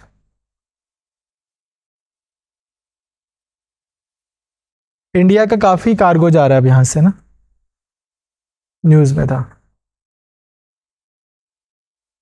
आर्कटिक सर्कल के ऊपर ना आपको 2-3 बार क्वेश्चन आया हुआ है, इसलिए करवा रहा हूँ ये। अदरवाइज ज्योग्राफी वाले भी, मतलब I could have left it for geography class, but here Arctic circle, Arctic ocean के ऊपर 2-3 बार क्वेश्चन आया पिछले 6-7 साल में। चले नेक्स्ट। यार एक चीज है जो again I could have covered it in polity, but मेरे को लगा आज हम इसको कर ही रहे हैं तो आज ही कवर कर लें। इंडिया ने United nation human rights council में वोटिंग होती है या स्टैंड लिया जाता है, तो इंडिया ने इस चीज़ के अगेंस्ट वोट किया था कि यूरोप में होली कुरान की, जिसको हम पंजाबी बोलते हैं ना, बेअदबी वो की गई। तो वहाँ पे जिसको हम बोलते हैं डेस्क्रेशन, डेसिक्रेशन वर्ड यूज होता है। तो इंडिया में डेसिक्रेशन को लेके क्या लॉ है? ये आपको प्रीलिम्स में, पॉलिटी में एमसीक्यू आ सकता है। आईपीसी की कौन सी धारा लगती है डेसिक्रेशन पे? हाँ, दिलदानी माड़ा। हाँ जी, बोलो भाई। Very good. 295 सुने नहीं गाना? सच बोलूंगा तो लगू 295। ठीक, तो आना चाहिए आपको। 295 लगती है उस पे जब आप रिलीजियस सेंटिमेंट्स हर्ट करते हो, रिलीजियस रिलीजियस फिगर्स के अगेंस्ट कुछ बोलते हो। 296 296 लगती है अगर आप रिलीजियस असेंबली है, मान लो बंदे इकट्ठे हुए हैं और आप उनको आप खदेड़ रहे हो, उनको अपने रिलीजन प्रैक्टिस करने दिए जा रहे हैं। ठीक है, तो ये एक चीज़ है जो अब आपको मैं, मतलब मे बी मेरे को लगा पॉलिटी में मिस ना हो जाए, तो आप यहीं पे लिख लो साइड पे। Very good. United nation human rights council, India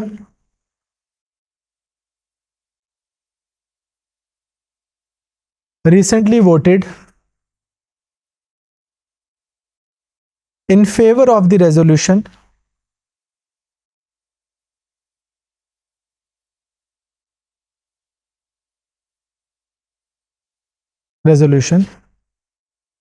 which strongly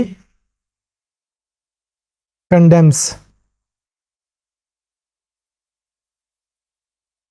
public and premeditated,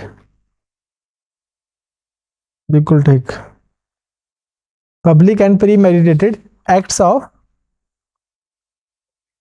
meditated. यार अब से मान लो मेरे हाथ में कोई होली ग्रंथ है और मैंने प्लान नहीं किया, मेरे हाथ से फिसल गया, तो वो यार एक ह्यूमन एरर है, मेरा बेअदबी एम नहीं है, पर मैंने प्री मेडिटेटेड सोच के पब्लिक में कि यार मैं तो इस किताब को, कोई भी होली बुक है, कि मैं तो इसको जलाऊंगा, तो दैट इज समथिंग जिसको इंडिया ने अपोज किया है। Premeditated acts of desecration, DESECRATION, desecration, DESECRA, अपवित्र करना बोलते हैं जिसको,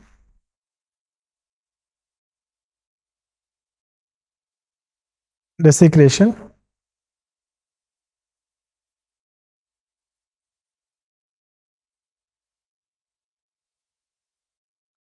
ऑफ द होली कुरान।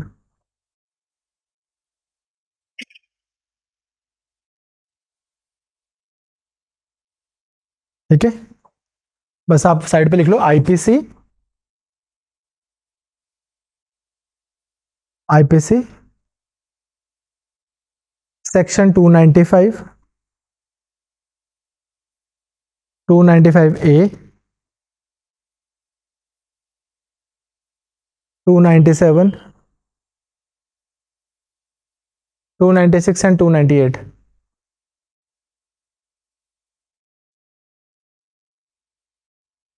ठीक है, दीज आर दी एक्ट्स जो ये इससे डील करते हैं, डिस्टर्बिंग रिलीजियस असेंबलीज, आउटरेजिंग और वुंडिंग रिलीजियस फीलिंग्स।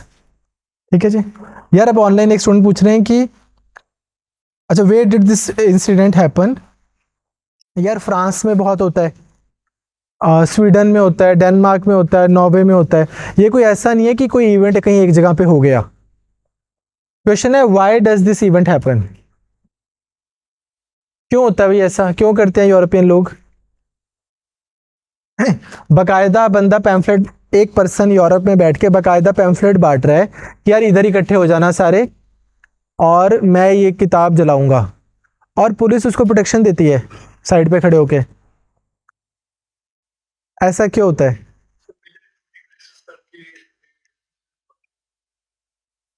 हाँ, रिफ्यूजी क्राइसिस करके तो बदरे ने, पर ये होता क्यों है, वाई? हाँ,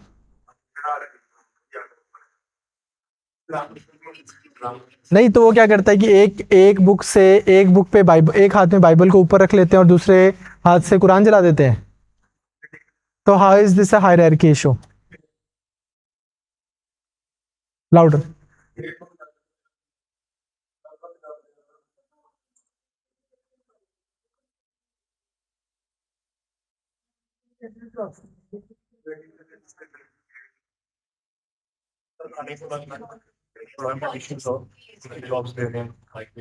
जॉब नहीं है, जॉब्स, तो they want to blame it on Islam for that. हाँ हाँ हाँ, उत्थे ज्यादा लिबर्टी है कि बाकी थां ते लिबर्टी घट है? डू यू थिंक कि एक एवरेज इंग्लैंड वाला बंदा कुछ ज्यादा ही आजाद है? या रुको भाई, मैं प्रोविजन लिखवा रहा हूँ, पहले ये सुनो। जो इंग्लैंड वाला बंदा है वो ज्यादा ही आजाद है कि आप ज्यादा ही बंधे हुए हो? अच्छा, अपना सेट है सिस्टम। अब आप जैसा बंदा अगर चला, बिल्कुल ठीक बोल रहे हो आप, ये आपकी सोच है, बिल्कुल सही है। अब आप जैसा बंदा इंग्लैंड चला गया और उसके पास में आ गई पावर, आपको तो वो ज्यादा ही आजाद लग रहे हैं, अब आप क्या करोगे?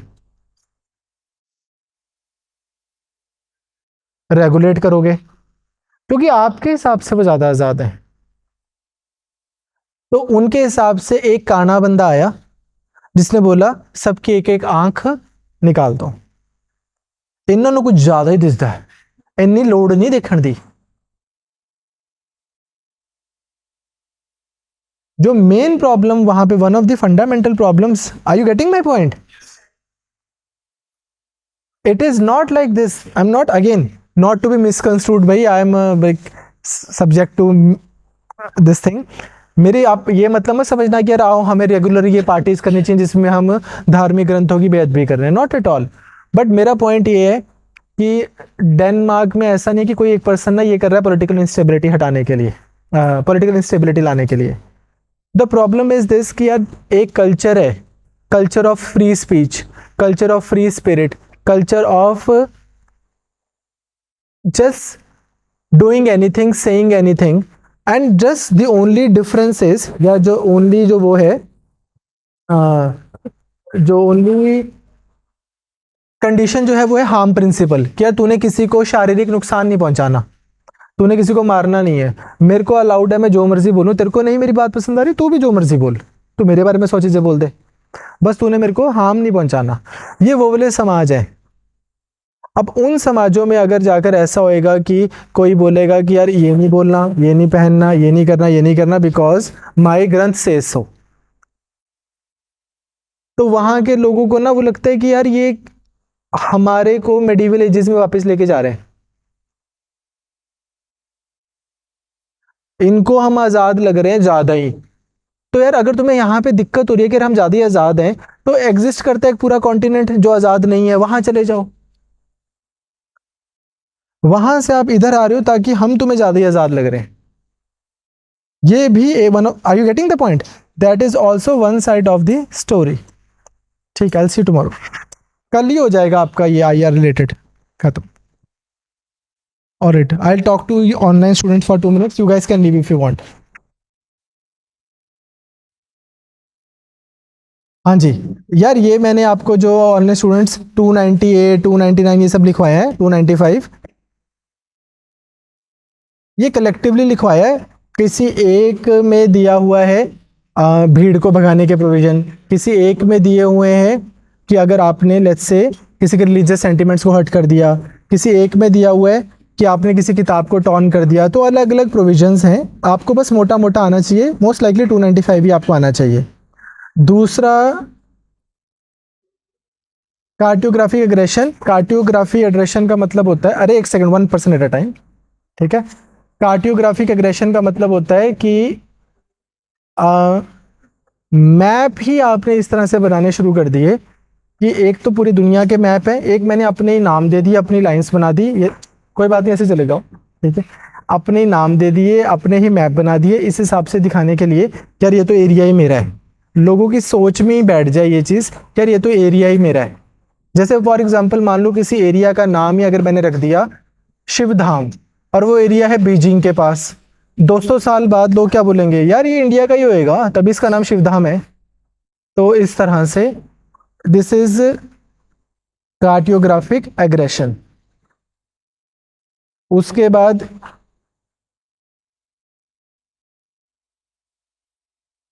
United nation human rights council एक इंटर गवर्नमेंटल बॉडी है, यूनाइटेड नेशन के अंडर ही आती है, ये जिनेवा में मिलती है। कल मैंने इसके रिलेटेड आपको करवानी है 3 convention, Geneva convention, Rome statute and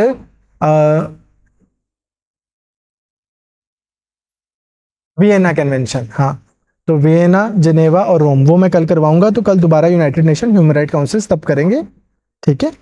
और ठीक है, मैं लाइंस रिपीट कर दिया करूंगा। No, NATO +5 can not take the same benefit of article 5। बस नेटो +5 का क्या है कि उनके साथ में भी नेटो के स्पेशल डिफेंस रिलेशनशिप है।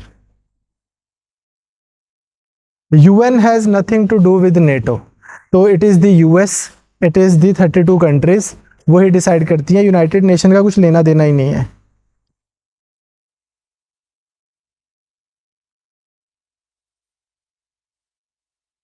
I think you shouldn't, I don't think you should cover previous classes. You should move from now onwards. हाँ, तो अगर आईपीसी स्क्रैप भी हो गया तो भी आपको पता होगी आईपीसी की 295 में था, तो जो उसका नया नाम दिया गया है उसके 295 में हो जाएगा। ओके, तो I hope Amrit you got what cartographic aggression is, and I hope your name is Gaggi, United Nations Human Rights Commission, you also got the answer.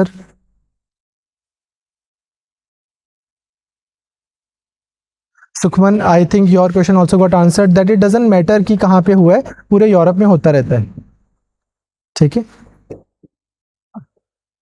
Polity classes की नॉर्मल टाइमिंग है जो आपकी बस आईआर की जगह पे polity शुरू हो जाएगा।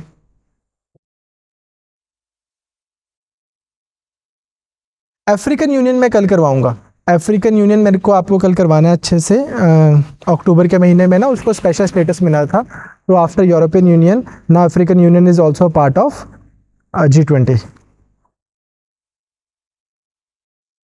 यार ऐप में अगर हम देते हैं तो आपको बहुत टाइम लग जाता है उसको अपलोड होने में, फिर उसको रेंडर होने में, तो फिर आपको एक दिन पीछे चलते रहते हो, तो इसलिए टाइम लग जाता है। कोई बात नहीं, मैं ऐप में भी प्रोवाइड करवाने शुरू करवा देता हूँ।